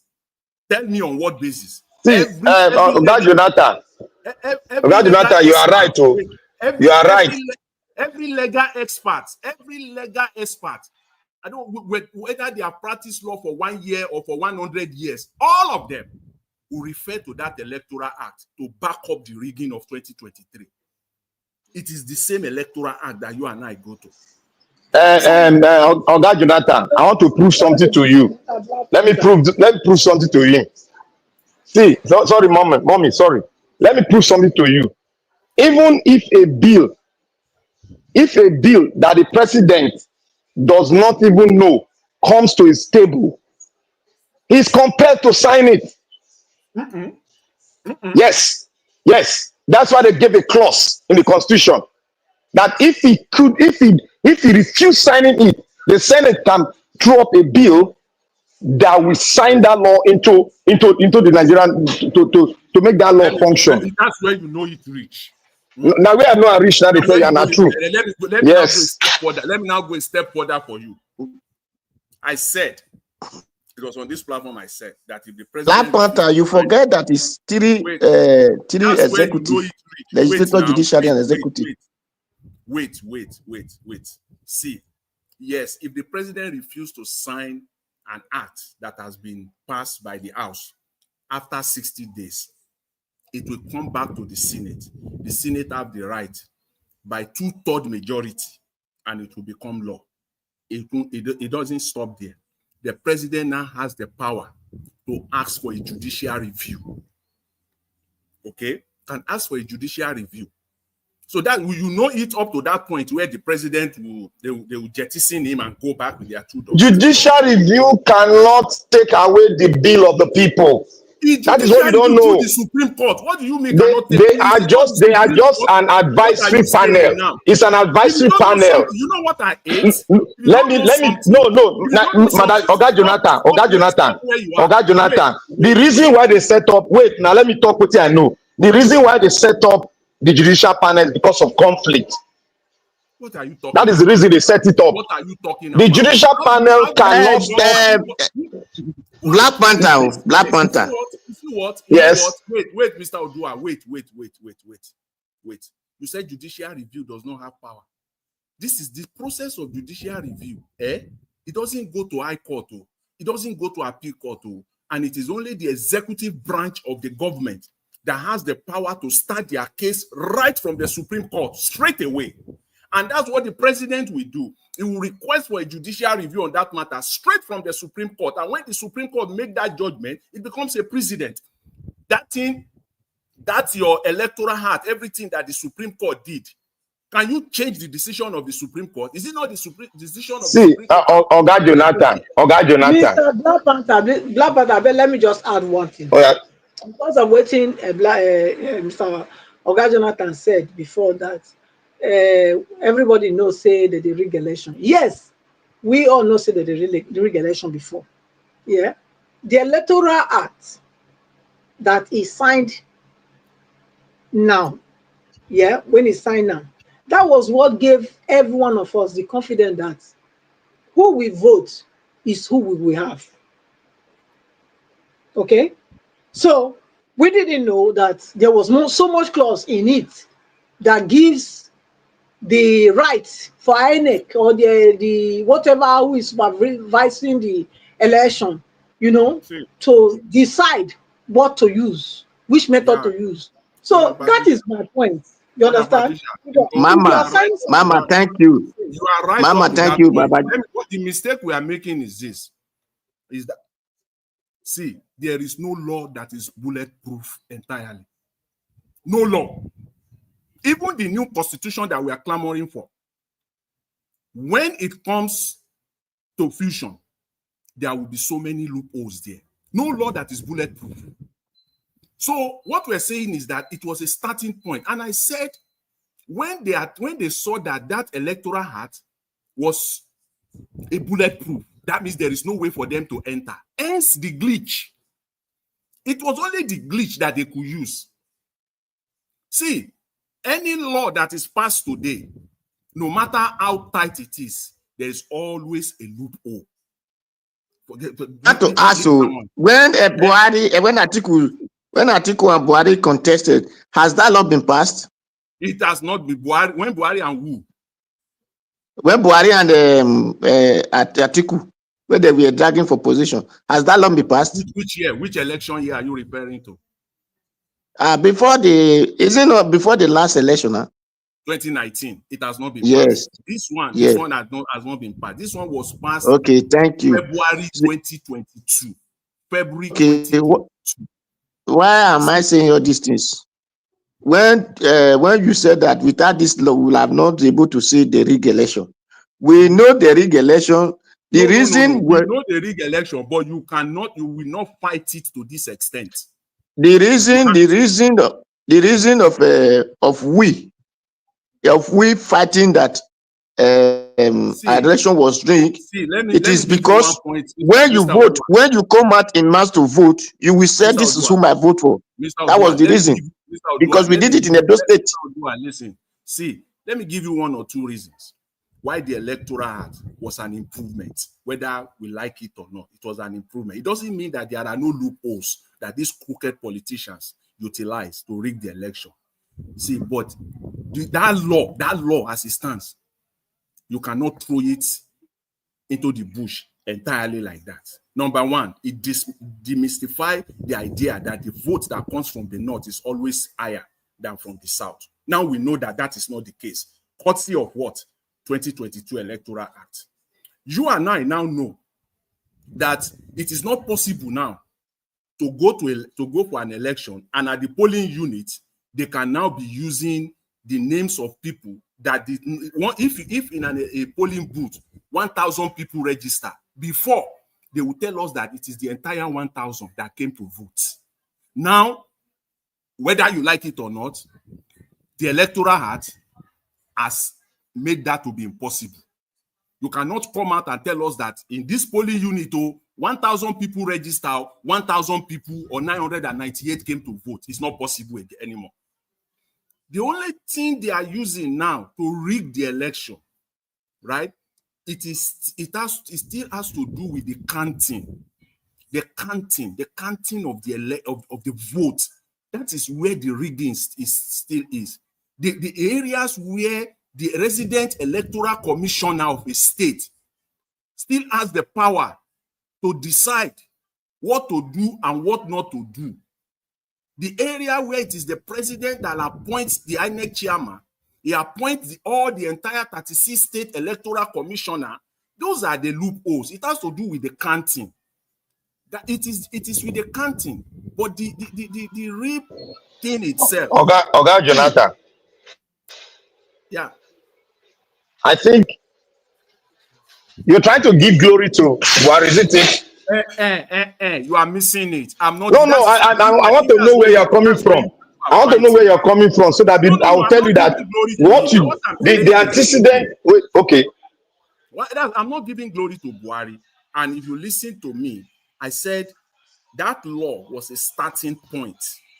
He did his own part, whether directly or indirectly, whether he did it for his own personal gains. And I want to believe. Okay, let me ask you a question. I want to believe that he did it for his own personal gains. If not, why will he rush to the Supreme Court 5 days after that he want to change certain aspect of that law? So I believe to some extent that it was for his own personal gains. What is the role of judicial panel that will be set up by the president? What is the role? No, it's not the president that will set it up. He will request. The law say he will request for it. What is the role of the judicial panel? What judicial review? There's nothing like. Yeah, judicial review. Sorry, what is their role? The role of the judicial review is to review a certain aspect of that law. No, it has become a law now. To now say, okay, this part of it should be reviewed. It is not so. It is not so, and it is like taking a case to the court. To the Supreme Court. The Supreme Court will now make a judgment. Just like when they told us in 2023 that INEC, interpretation. Judicial review is an interpretation. To go and interpret that aspect of the law. And then the Supreme Court will come out with a decision. And once they come out with a decision, that decision, right? That decision now we supersede that section of that law. Because when you go to court, they will say, yes, it was written in the law that it is ABC, but the Supreme Court have said that it is not ABC, it is XYZ. Okay, and thank you. People will be thank you very much. You know that the Supreme Court itself has a way of speaking because they are supposed to be neutral. And the Supreme Court, it is very rare for Supreme Court to overturn the laws of the people as agreed on, because the presidency nor the judicial council have to be very specific. Because which people agree? Organi, wait now, don't let me lose my water and my thought, please. See, when Mr. Odua, try to understand what we are saying now. We are talking about a normal situation, because when you come with some funny question, I won't be able to answer it. If the judicial panel said the judicial council said they should expunge something out because the president now found it deemed that portion should be expunged, that means it's counterproductive, because when the will of the people are being assigned to being doctored by the federation, the president cannot just come, because if he set a precedent then many people, the presidency as an institution, will definitely begin to override so many laws of the land. That is why the Judicial Review Committee, it's very rare for them to overturn nor give advice to whoever. Supreme Court now overturned what had been assigned to by the president because he was not induced nor being compelled to sign it. So those are the like, there are some lacunas in there that we not even say, except want to do it in a corrupt way that it will say. But if you set a precedent, then the laws of the land that will be contrary to the constitution of Nigeria and every law that is being set. The judicial review is not changing the law. That is what the president wants them to do. You and I know. See, it's to interpret it. And Baba Jonathan, because I wanted to say something since Black Panther did not know. I want to ask a question. If not wickedness, does as we call it, the lawmaker, do they not supposed to make the law and the judiciary will review it first before it's sent to the executive to sign? Is it not how it's supposed to be? Because they are three in positions. One cannot just make one and give to the other. The next time you said the other one should come and be interpreted when you did not know anything about the book, this thing. It has to be written by the House of Assembly, sent to the judiciary. Okay, this thing, how do you see it? Okay, this person says yes, it's good. Then you now call the executive, affirm to it. Is that not how it's supposed to be? Yes, Mr. Dua. Some like your thoughts now is a little bit okay, but you are not on the right track because there are separation of powers. The judiciary is to interpret the laws set aside and ascended to by the president. How will you interpret what you did not? How will you just start to be interpreting what you did not affirm anything to? The other arms of government, which is judiciary, they are bound to interpret every law constituted by the people's house. So when a law is constituted, that's why sometime in America, the Supreme Court will say, go back and make a law so that we will look into that law. And we don't have the authority to change the law. Because it is made by the people. I want to ask you, why are they telling them to go and make the law? Is it not because the people they make that law for are not happy for it? No, every law being made by the people is supposed to be interpreted. Don't say by the judiciary. People, say by the House of Assembly or whatever. And the House of Assembly is representing you and I now. No, wait. I want to ask you a question. If the judiciary now told them that House of Assembly, this law you made, is it because they don't favor House of Assembly or because they don't favor the populi or the public? No, the judiciary does not question. They don't question like that. No, are you not the one said like that? Are you not the one who said just now? Are you not the one said that they will tell them go and read? That means go and make this shows that if you want us, they said judiciary is not meant to make law. If you bring something that is a law, that is what I'm saying. We will interpret it. You just agree the same thing. They are not made to make law. Before the law become a law, they're supposed to know and say yes, this thing is good, is good, is good. Then before the law can become law, no, you are getting it wrong. They are not supposed to know. The people is supposed to make a law, then the presidency was assigned to it, then now become a law, and they will make a book. They will see it. Everybody will have it. It's public, so they can interpret it. Black Panther, you see, it's not given to them. If you now for Nigeria, listen, sir, very simple on understanding. They don't supposed to know, but they are just supposed to be interpreting to who? That is why they are called judiciary. And that is why they are called judiciary. That is why it's a separate arm of government. They are independent. They are independent. Sir, all of them are independent, whether the presidency is independent of his own, whether the judicial legislator, they are independent of their own. Now, you said the judiciary review what the populace said and said the judiciary review. No, you are getting it wrong. That one is a committee. That one is a committee, not the justice itself. Wait, sir. When they see that the people of the state, of the country are not happy with the law, sir. Odua, you are missing things up. See, you are going into an area that you don't have, complete understanding of. Yeah, but you have your position, the way you want it to be, the way it should be. but there is also the position of the law. Let me ask you this, the simple question. If two people are fighting over something, whether land, whether business, whatever it is at all, two individuals or two companies they are fighting, and there is a law on that particular matter, there's already a law. Why did they go to court? For what purpose will one person say, let me go to court? Because even you know that even though the law is clear on that one, but they will still go to court. Why? Did you know? You know that the court know the law. You are not answering my question. I'm trying to get educated. You are the one ask the question now. You ask the question. Why do you want to go to court? Why do you want to go to court to confirm? Yes. You know that the law, the court know better. What is the purpose? Express question. Why would that is it? That is it. You know that the court will settle it for them. You see now. See, you've answered. That's your answer. The reason why they go to court is to go and seek the interpretation of that law, and that law can fall in either side. So it doesn't matter whether you, Mr. A, believe that I'm right, and Mr. B believes that I'm right. The two of you will end up in court, and the court will interpret that law. That law is already there. They will not interpret it either way. Okay? So you cannot say that because the law is there and the way it is, they will have to follow it like, no, somebody else can challenge it. That's why they go to court to challenge. That's why you go and challenge it. Sometimes you even go and test it. Let me go and test this thing, how it will be interpreted. That's how they interpreted the Electoral Act for us. So we now saw the loopholes. Okay? So again, let me say this. It is the executive branch of the government, right, that has the power. The state as well. State, executive branch, whether it is state, whether it is federal.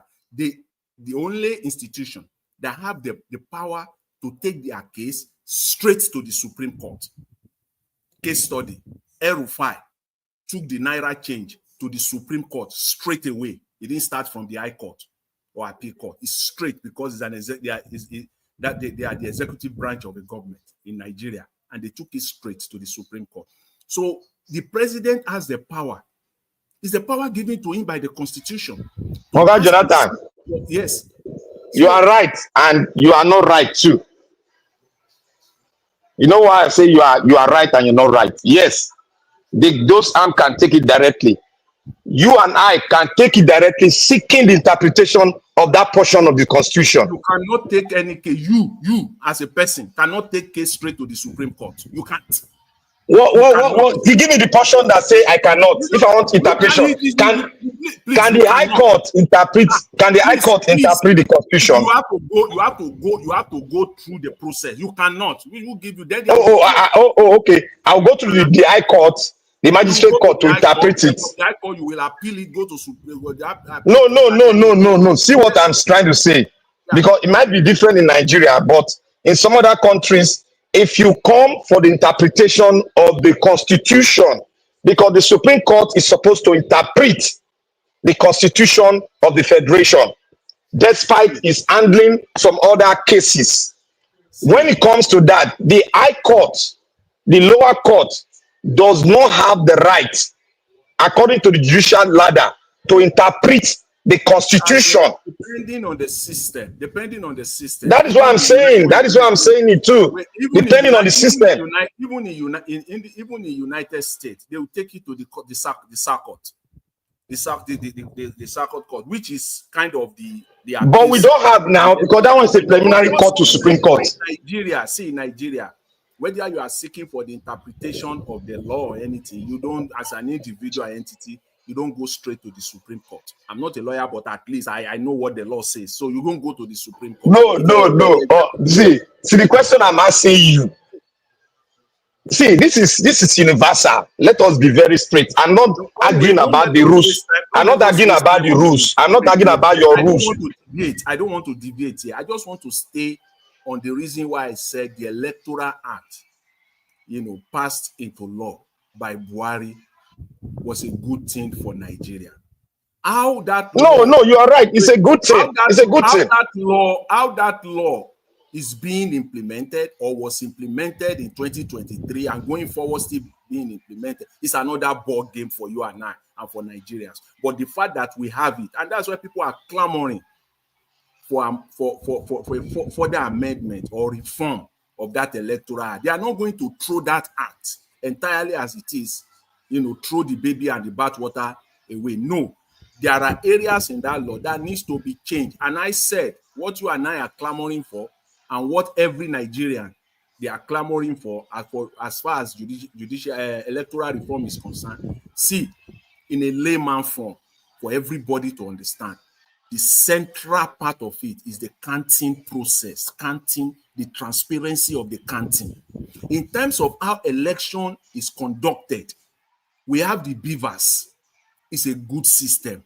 Whether man will now go and interfere with it is a different thing. But when votes are cast at the end of the day, got a truck? How is it? How do we count our votes in Nigeria? How? Something little. That is the problem that we have there, and we need to get that right. So for me, I'm not saying that Buhari signed it, for whether he signed it for Nigerians or for himself. And I said, I want to believe that initially when he signed it, probably not for himself, but he was called to order. And that's where the greed came in. He attempted to change, to manipulate it, to change it. Because they knew very well. Because it has never happened before in the history of Nigeria that a president will sign a bill into law. It will become law of the land. And 5 days later, you will run back and say you want to review it. It has never happened. How? What happened? It was on your table for months. For months. You have your legal people there. You have the resources of Nigeria there to review it, to look into it, take it back to the National Assembly. I don't want this, I don't want that. And you did that. You negotiated with them back and forth. Eventually, you sign it into law. And a few days later, you want it to be reviewed. No, that would be too much now. So it must be something personal to him. That's why I say yes. Oga Jonathan. Yes. You are right by saying, yes, it's a good thing that he signed the law. He signed that bill into law. But where I am coming from is that he's not the owner of that bill. That bill came as a result of pressure from the people. That was how that bill came about. Is this supposed to be the owner of the bill? Is it not the people? Are you not the one who said no? The people is it not people supposed to crap for what they want? Oga, what I'm trying to say is the sponsors of the bill. You have to sponsor a bill, and bill can be sponsored by the executive. So what I'm trying to say is that it is mandatory under the law that the president assigned to any bill constituted by the House and passed. So if a president brings in a bill, it's very rare for a bill to be dropped when it comes from the executive. But this bill came from the public. It was the public that gave birth to this bill. That is why I'm saying he cannot take the glory because he's performing his constitutional role by signing the bill. Because if he doesn't sign that bill, the people will sign the bill and pass it into law. That is that is democracy at its best. That is why the president is not an oligarch. That's why you said sometimes ago, you said the constituents, they are more powerful than the president. You said it here now. Black Panther, let me tell you, where credit is due, let us give it. Okay, regardless it's not his bill now. You cannot put glory onto him now. It does not matter. It matters. It matters. See, the president owns the power. See, that 2014 constitutional conference, okay, Jonathan refused to sign it, even though it has gone through all the constitutional process. But there was nothing for him to sign now. What do you mean? There was nothing for him to sign. There is something for him to because sign. It was a white papers bill. It wasn't a bill. It's an implementation. Yes. It's the same thing with the law. See, No. What you have, let me tell you, before you can say this thing, if you do it or you don't do it, you have infringed on the law. You see, it must either be approved or signed by the president or approved by the president to be implemented. If it is a white paper, the federal government must come. He has to sign a document. That confab, he refused to implement. Okay, Jonathan, I don't expect you to come from the confab area, because you are trying to trick me. You are trying to trick me. You are talking about wait. You are talking about. I don't want to go deep into whether they no, the confab was a committee. It was a communique now. The confab was a communique. Whether it is a communique, whether it is an act of the parliament, whether it's a communique, whether it's an act of the parliament, it is still the president. Oh, God, Jonathan, boy, No. What I'm saying is that if Jonathan, right, had decided to implement the 2014 confab, he has the power. He's the president. But he had no time. It was the same situation with the electoral bill. Now it was going into an election. You remember? Don't say that. It is. He was going to an election too. Now, have you don't forget? Personal reasons. Because he wants to. No. He was going into an election too. Why are you being crooked now? I'm not crooked now. You know the date now. Wait. I'm not supporting Buhari. Let me say that emphatically. I'm not supporting him. But when I see what is right, I will say it. And what is wrong, I will say it. When you say what is the difference between somebody who still has a stake? Buhari, people said that he has his own candidate, he wants to influence the election. It means that he still has a stake in the process. And despite the fact that he has a stake in that process, he still went on to sign the act into the bill into law, right? He has a stake there. That's why I said yes, for personal reasons.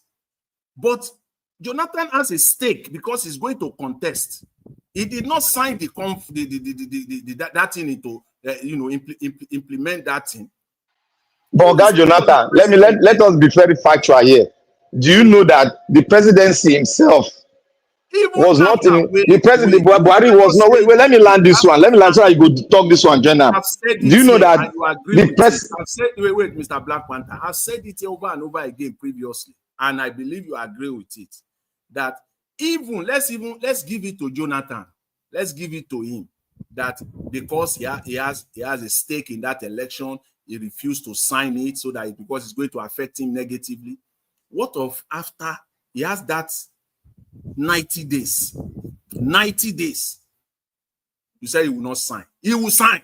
There is a portion he has to sign. And if he has signed that confab and it became a law of the land, it will be you can't change it. You have to go through the process. See, he refused to, for whatever reason. That's a different. The confab, Oga Jonathan, let us not mix things up.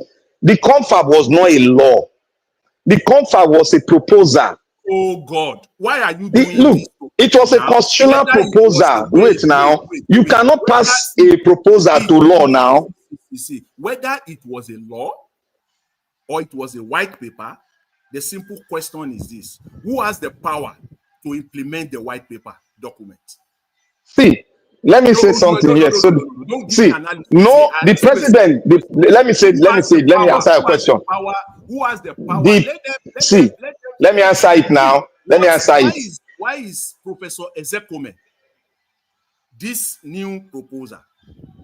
Why is it that they know that it is the president that has the final say? Wait. Completed the process. See, Oga Jonathan. See, let us talk the process. You see, the president is an head of an institution.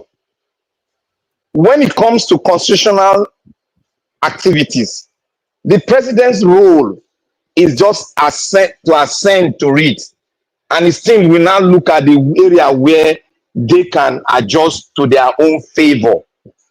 The president does not have the total authority to now say, okay, don't touch that thing. Don't touch it.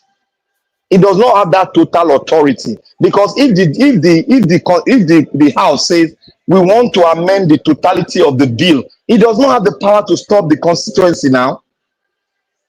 It only has the power of ascending, to refuse of ascending for 60 days or 90 days.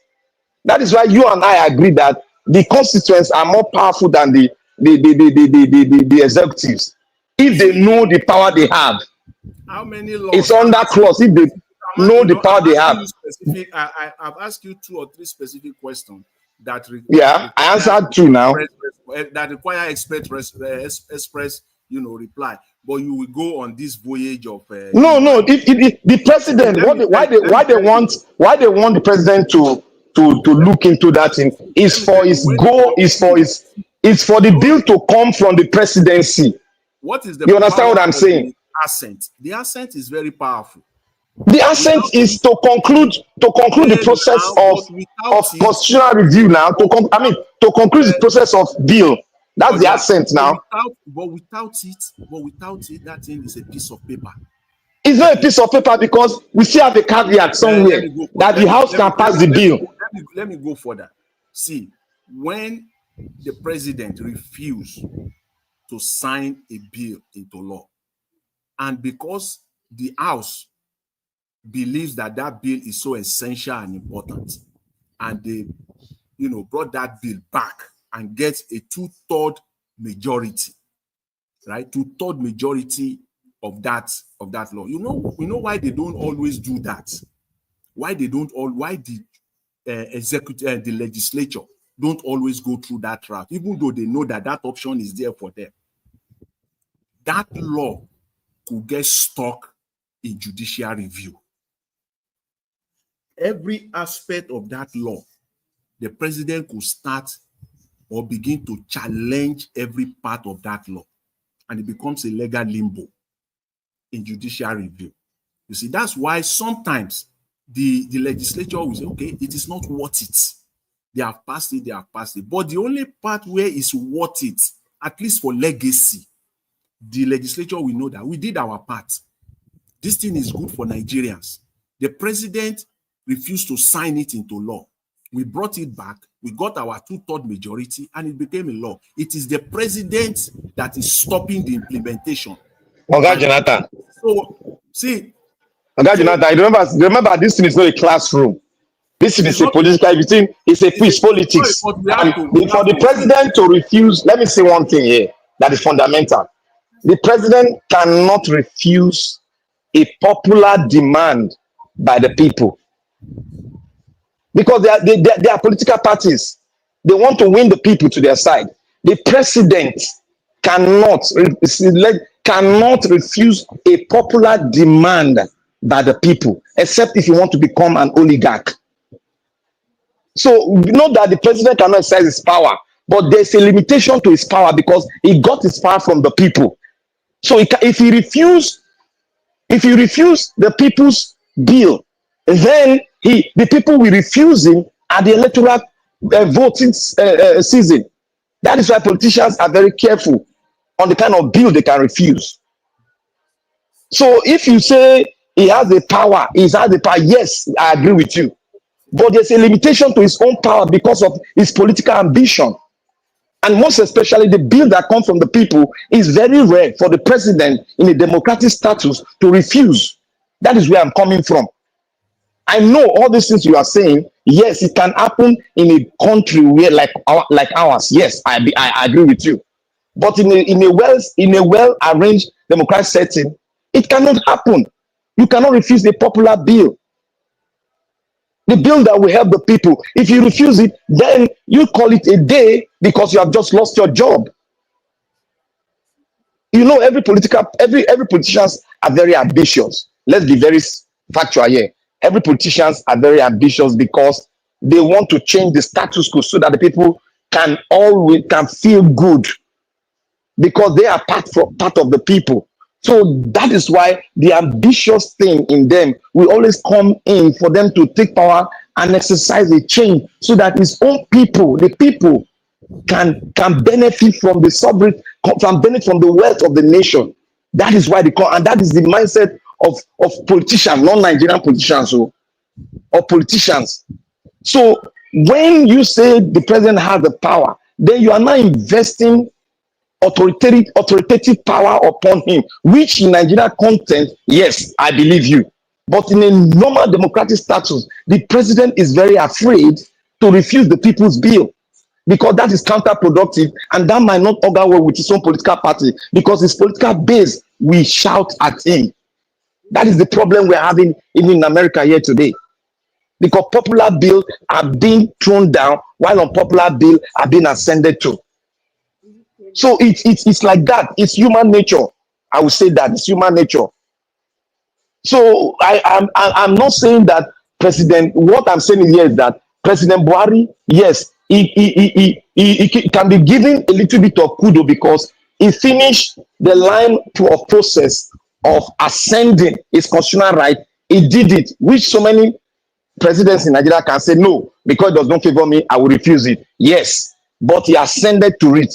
That might say yes, he has done his job, due diligence, he did his job. Then I can say yes, I can say praises to you. But the bill did not emanate from him, because he has the power to put off a good and a well-sound electoral bill from him. He can be able to do that, but he refused doing it. Mr. Black Panther, please.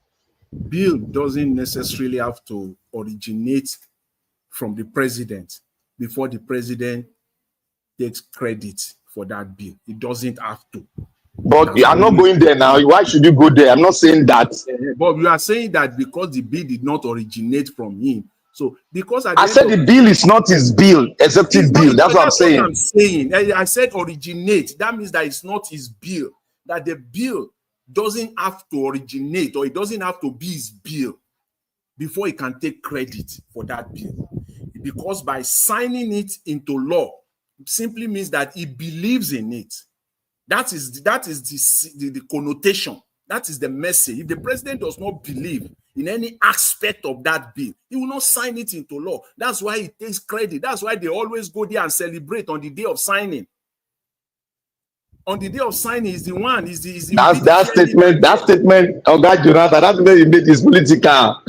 Whether it is political, see, let me tell you. You are being political. Bill doesn't have to. The point I'm just making is that bill doesn't have to be the president bill. In other words, it doesn't have to originate from him before it. Yes, you are right. That's why I said executive bill and people's bill. I'll give you an example. So many bills that we don't need to. This is not again. So many bills. There's no. No, you are right too. You are right. I'm not agreeing that. You are right. For the fact that the president agrees to sign, number one, it makes the job. Everybody takes credit, and that is the reason why, if things works very well, who takes all the credit? Most of the credit. It is the president that takes the credit, and all those things that works well doesn't necessarily have to originate from him, but it takes them. That's why they said the box stop at his desk. And those ones that does not work at all, even though he does not know anything about it, every blame goes to him as well. That is the position of the president. You have to come and explain himself why this thing is not working. Nigerians don't want to listen. Oh, I didn't know about it. I was not aware of it. That's rubbish. You are the one in charge. The same way with bills as well. So this electoral bill, I don't want us to deviate from it. That Buhari is fine now. But the legacy. He was always saying that I didn't know anything about it. You said what? I said he was always saying he didn't know anything about it. Yeah, he would say he didn't know anything about it. The bad ones, he would say he didn't know anything about it. Who cares about that? Nobody cares about that. You are responsible. You are responsible. You are the one that is in charge. That is the same way you will see them. When anything positive happens, they quickly want to come and take the credit for it. Initially, this electoral act that we're talking about, Buhari was running all over the place, taking credit for it until after the glitch. You and I, we are all happy prior to 2023 election that, oh, this bill is going to turn white to black. Nigeria has now been transformed. But they found a way. They found a way inside that bill, in that act or the electoral act. They find something inside. Mr. Jonathan, they didn't find a way. That way was always there. No, you see, The act is they signed. did though. They did though. They had to go The back. act is See, signed. you The see, they act had is to go. signed. See, it is some The people. act is signed was always in that bill. It was always there. It was not amended now. Anyway, So it anyways, was, you see, what is his name? Mahmoud Yakubu was all over the no, space, that all thing over the was globe. always It there. was all over the Listen, globe, they the left entire it world. there. That is the thing I'm arguing So about. what we are That, saying is that they already know that there will be a glitch. They already know yes, how they are now going to because lose the the election. loophole was already in the bill he signed. But I said There that. was But I nothing. said, There was see, nothing mandatory. I It was said not that. See, mandatory. And let me that tell you. one I Let me my tell you own something. concern here There now. are, as long as it is human being that will implement that law, there will always be loopholes. Yes, Even if but they if you put want to give credit, look, if really, if you put somebody like me, if I'm in that position, I will make sure say there is no loophole at all. there's no way you can Yes, do that in law. I There's can no do. way you Why can will do I that not in do it? law. Why will I say Beavers? Look, you made Beavers mandatory. It's mandatory. There was nothing mandatory with Beavers, and that we See, didn't know. that's why I It said. was That's not why I said. mandatory now. I agree with The that. That's why I electoral said. commission was giving That's why I said. option That's whether what they we're want to go with clamoring the for Beavers or they now. want to just announce what they want. So what I are we agree. talking about? It's not I agree with no, that. that is That's the vague. aspect. See, that's the aspect that we're clamoring for now, the reform. It has to do with the counting process. That bill, what that bill does, okay, is that it prevents rigging at the polling station, at the polling units, each and every polling unit. It is impossible to rig unless they use violence, outright violence, destroy everything, but to go through that law step by step, line by line, you cannot rig at the polling unit anymore. They will now take it from the polling unit, this process to local government to state to national. That's where the rigging occurred now. But at the polling unit, where now they now can't. See, that is why people continue saying that those agents is very, very key. That 117,000 polling unit must be manned. You have to, that is where it is. See, your agent, if you have 176,000 polling agents in each and every polling unit in Nigeria. Mr. Jonathan, See, do we need agents in election? Let's be factual. Agents are required everywhere in the world. Every party have their agents. Everywhere they have their agents. Do they have their agent? But their agent, what's the role of their agent? Their agent is to make sure that their candidate of the candidate of his party is protected and to ensure that there are no manipulation. Even in United States, even in UK, during on the election day, we'll see them. They give them tax. We see them. The Democrat agents, we see them all over. Yes, you're right. They will be there while they are counting. Everybody will have his or her agent there while they are counting. And if they do that very well in Nigeria, see, let me tell you, by 2 p.m., I mean it, 2 p.m. on election day, no serious political party. You people, they claim that they are educated now. All the politicians that are going all over the place now, wasting our time. Okay, Jonathan, you see, on election day, none of them should come out and tell us that by 2 p.m. they don't know the total number of votes that they have. Jonathan, do you know why you cannot give glory to the president in that bill? See, this bill came from the people. I was part of that bill. You have said that every bill I was part of that bill. The bill was rebuked. Wait. I know we are past that. I'm going somewhere. See, I want you to put this on record. The bill was rebuked by the APC. We have to go through the many members of the House, and the members now to bring it forward to do some bargaining chips. It was the bargaining chips that made the bill to get through the house. That's typical of any bill at all. At the onset. So the only way I can assent say, okay, the president, I should give kudos to him. He exercised finally his constitutional role without refusing. He did not rebuke the bill. That is the grace that is the praise I will give to him. But to give him everything, no, it came for us. People fight for the thing, no. Whether you give him 10%, whether you give people, him people fight for this bill. People fight for this bill. You don't know. The thing is that he played a role. That it is that bill that you and I were talking about today. Nine job. Now I paid him to do that job. That bill. It is as a result of that bill that you and I, we can be talking OB1, OB2, OB now because it came from us. OB100 and all the rest of it on election day. It is because of that bill. And that remains till tomorrow. If there's election in Nigeria and it is properly manned by each political party with their agents. But why it is simple. Every agent have a wait. It is simple, right? Every agent have a phone.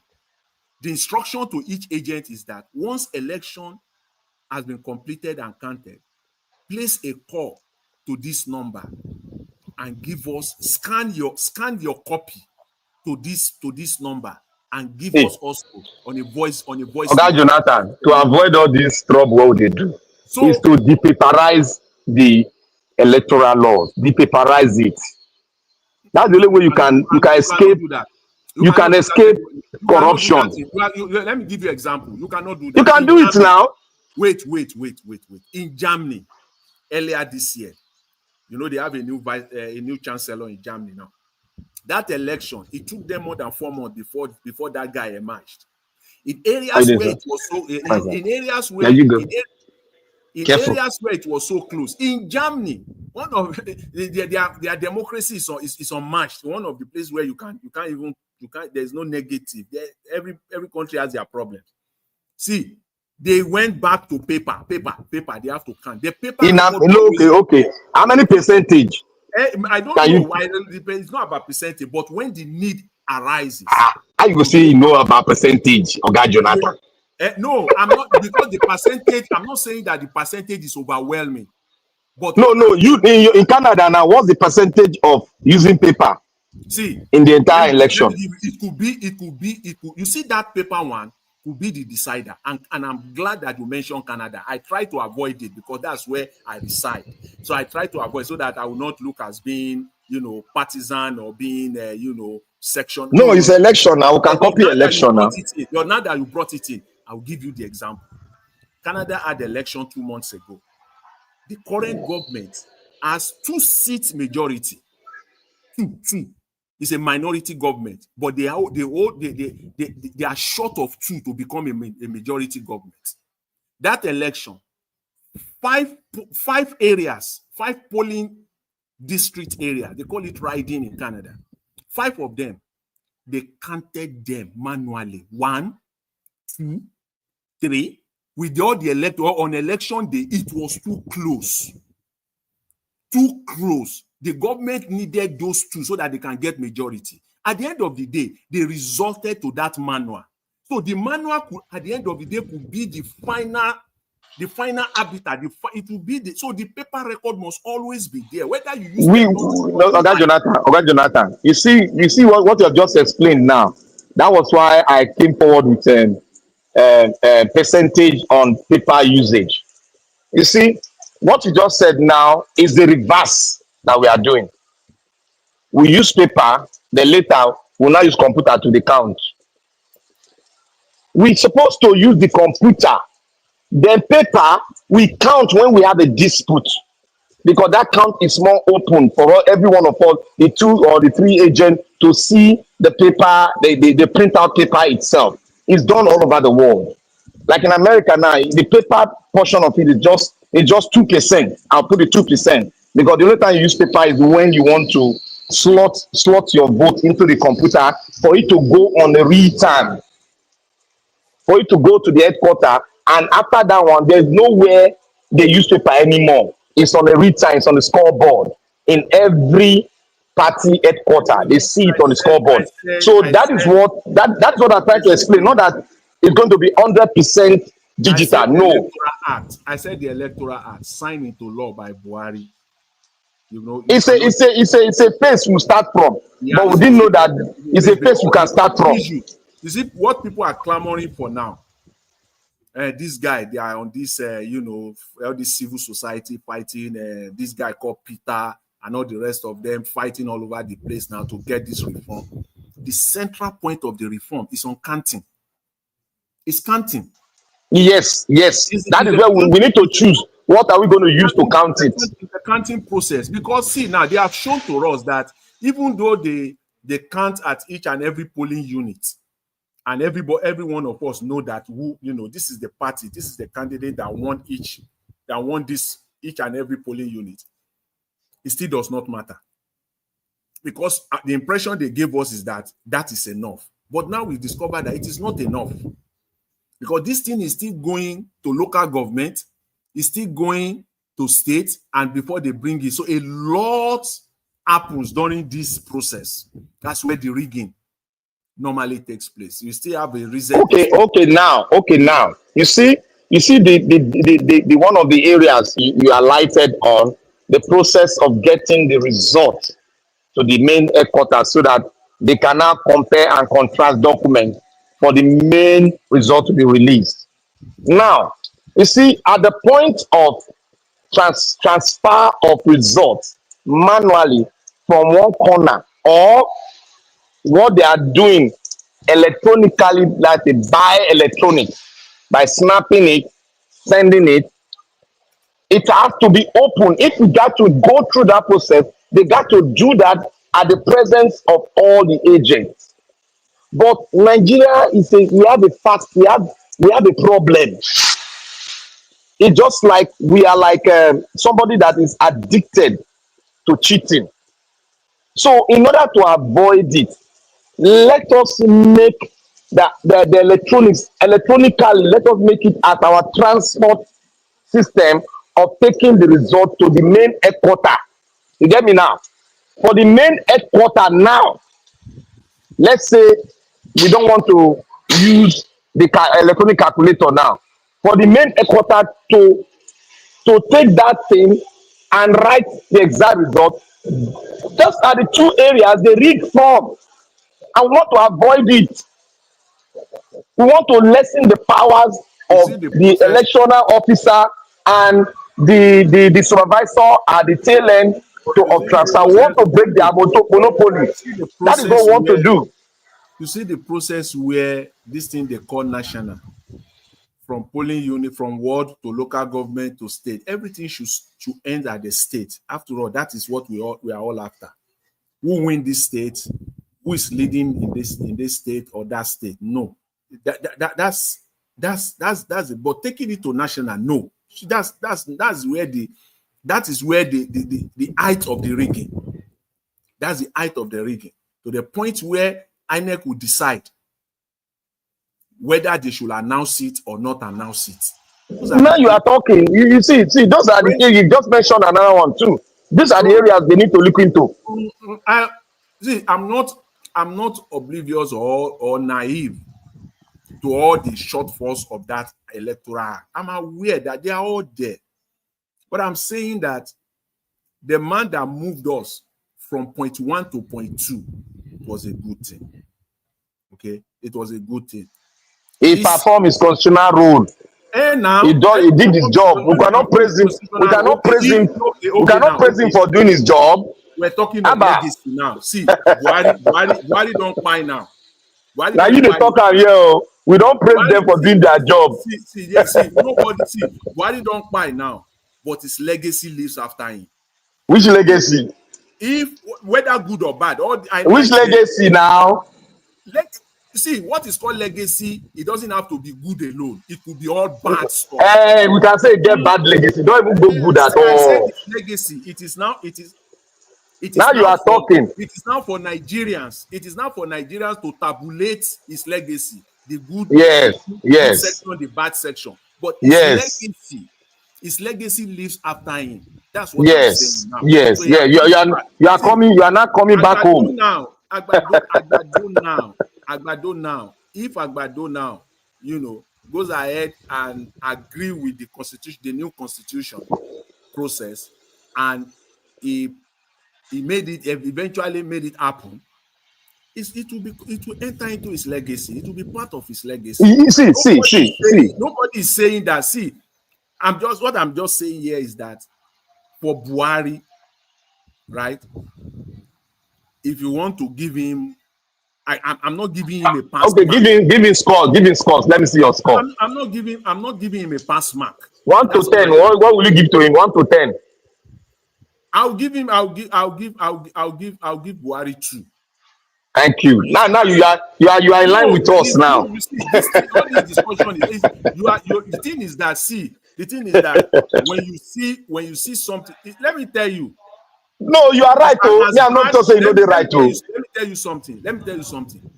As bad as Agbado is right now, this government, as bad as it is right now, we can pick 1 or 2 things. Let me give you an example. Everybody will come and say that the interior minister is the best performing minister. Some people have they now talk about the aviation minister is the best performing minister. These are the best performing people.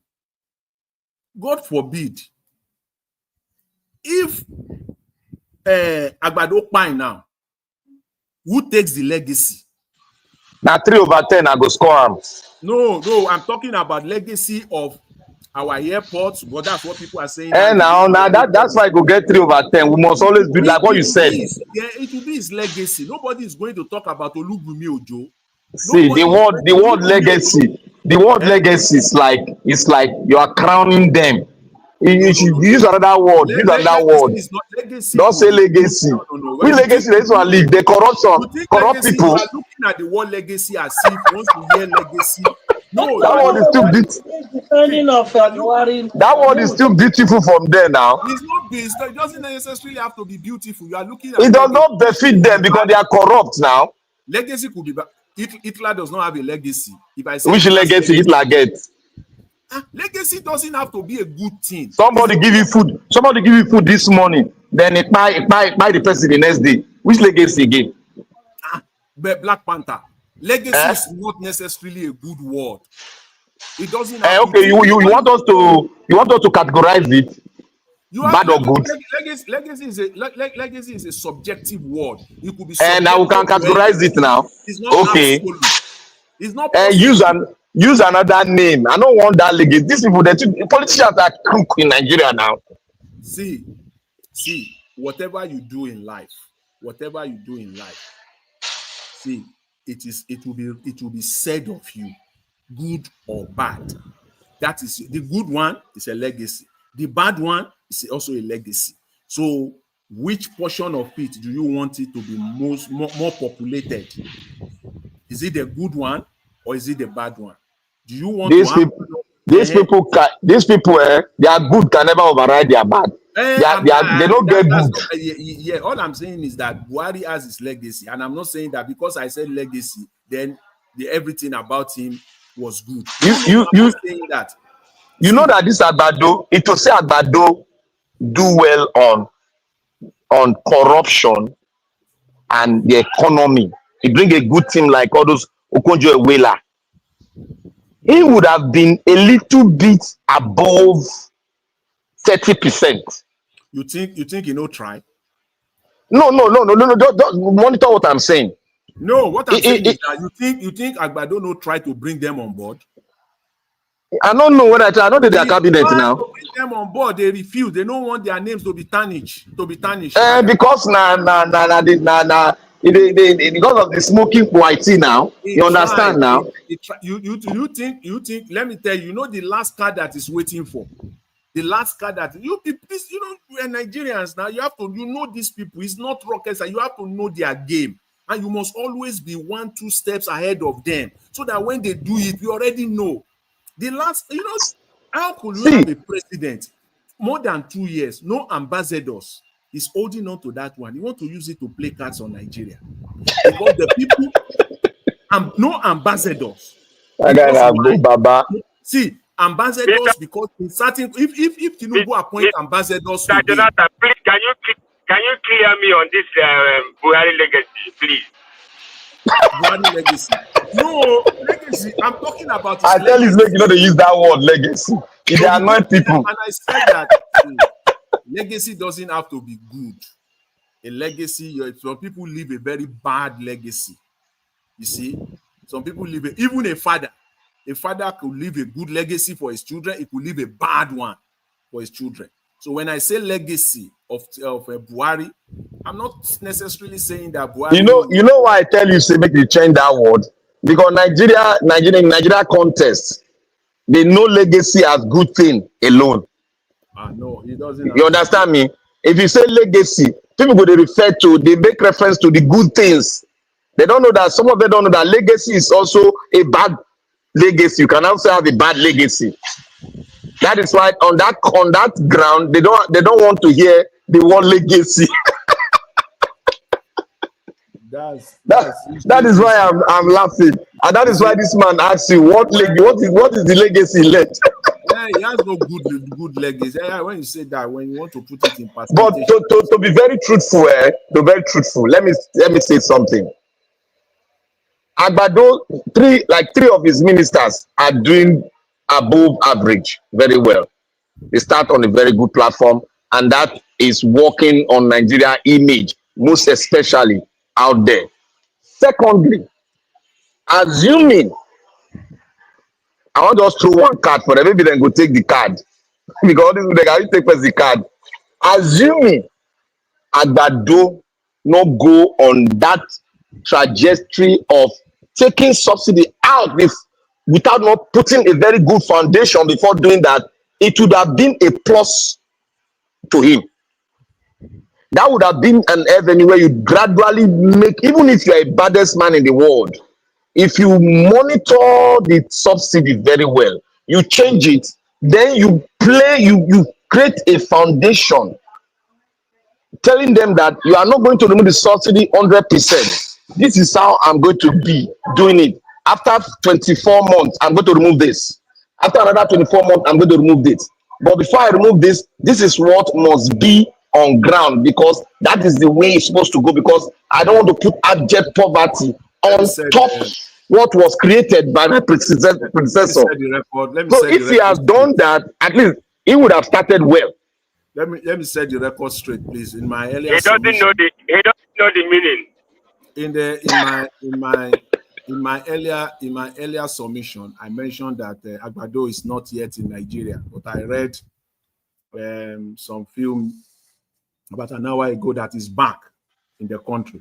Yesterday, you don't go treatment now. Don't finish treatment. Late Saturday night, he arrived back to Nigeria, and I know that he was forced back because there is no way.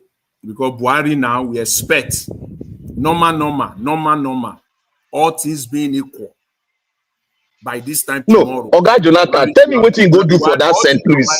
By this time tomorrow, I expect that as you and I are speaking right now, his remains is on the way back to Nigeria right now. As we're speaking. He don't even reach safe. Now 6 hours flight, and I don't reach already now. You don't reach already. You don't reach already. Yeah, I don't reach. I expect that by this time tomorrow, God give all of us life when we are here. It will have been but Oga Jonathan, let me explain this thing to you. Yeah. What was the economic benefit of going to St. Louis and staying 9 days? Is it vacation that you went for? It was only and from that throughout that 9 days, it was only day one. Remember the day he arrived, and then the second day that he gave that speech to that group. That was the only official engagement. After that, what was he doing? You and I know that was the only the rest. He was on a yash. His yash. When he was on vacation in St. Louis, a very fun, good one. Oh boy, these people are terrible people. Vacation there for 1 week. That was the plan, and then after they have, enjoyed themselves to the maximum, he now took the flight to Brazil for the BRICS summit. Man. Tinubu was only there for one. It was only one day, one official event, and that was it.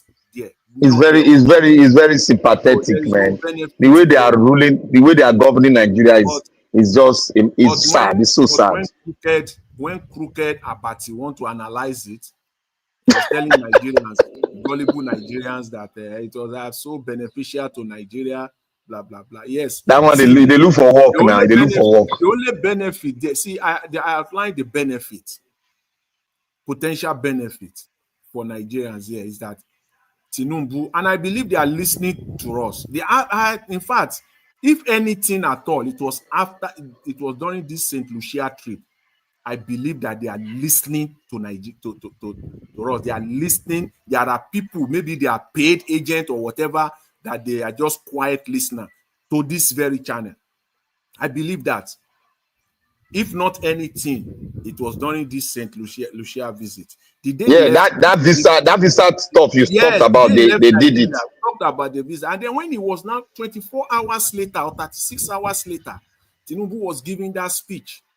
You will know that visa thing was not a planned one. They quickly inserted it into that speech. Because there is no way Nigeria, the most populous black nation on earth, St. Lucia, will be requiring visa for Nigerians. Oh man, it couldn't be. That is absurd. And that opportunity now came. You are now visiting that country. You want to tell me that part of it will not have been negotiated even before you decide and approved that you are going there. I'm coming, but you are just going there. It will not be an official announcement. Just an official announcement that Nigeria is now visa free. That is the only way I can know that there will be economic benefit for Nigeria. But when they say diplomat alone will be visa, diplomat, and that it is not even approved yet. It was requested. It was Tinubu that was requesting for it in St. Lucia. You should have negotiated it before you leave Nigeria at all. That if that one is not part of it, you are not going. You are not going. So it was not there for Nigeria. Do we have embassy there? There was no embassy, but he now requested again that there will be diplomatic relations, which I said that how could it be that they don't have embassy in Nigeria? How? I said that, see, Nigeria could even offer them that, don't worry, the housing, the everything that your ambassador, your diplomats, your staff will need in Abuja, will provide it for them. Country does that. But we want your presence here in Nigeria. That will strengthen the relationship. And they have no guts to say Nigeria will need visa. For what? What kind of visa? To go to how many million people? I mean, they're not 180,000 people then be. Yes, but they're not rich Ajegule people. But just imagine 180,000 people. I beg you, okay? You see, the only benefit there, you see that country, the economic benefit there is that country, as small as it is, it has the largest oil storage facility for refined petrol. Whether it is almost half of that small tiny land is for storage. You know, this is they call oil farm storage. Are they going to store it for us or what? No. It is like, for example, when they are bringing oil, when they steal, you see all this crude, when they steal it from Nigeria, St. Lucia is part of the transit point. It's part of the transit area that they use. It's not allegation or anything, no. It's official. That is where St. Lucia makes money from. So oil company use it as their hub. So that's where they have their storage. Okay, just like having military base somewhere. They have it there. So if there is any benefit, perhaps Tinubu went there for his own personal business. Because that is the hub. That's the hub. St. Lucia is the hub where when they steal crude oil, they transit it to St. Lucia before it enters into the Americas. And when they are bringing refined oil to Nigeria, to disguise it. They take it, first of all, they store it in St. Lucia, and transshipment take place to another ship. So when they take the refined crude oil, first of all, Oga Jonathan, there's something I discovered. I discovered. The president is not medically fit. No. It's not because I watch, if you go and watch his when he went to Anambra State, he almost fell down. It was his ADC that used his shoulder to bring him back. I was shocked when I saw him staggering. See. Oh God! If you watch his arrival in St. Lucia, when Tinubu, first of all, he didn't arrive with that Nigerian plane. I think they parked that plane somewhere in America. I don't know, but that plane, it didn't arrive in St. Lucia with Nigeria official plane. No, he used another jet to land in St. Lucia. So when he landed, they organized this guard, the guard of honor for him.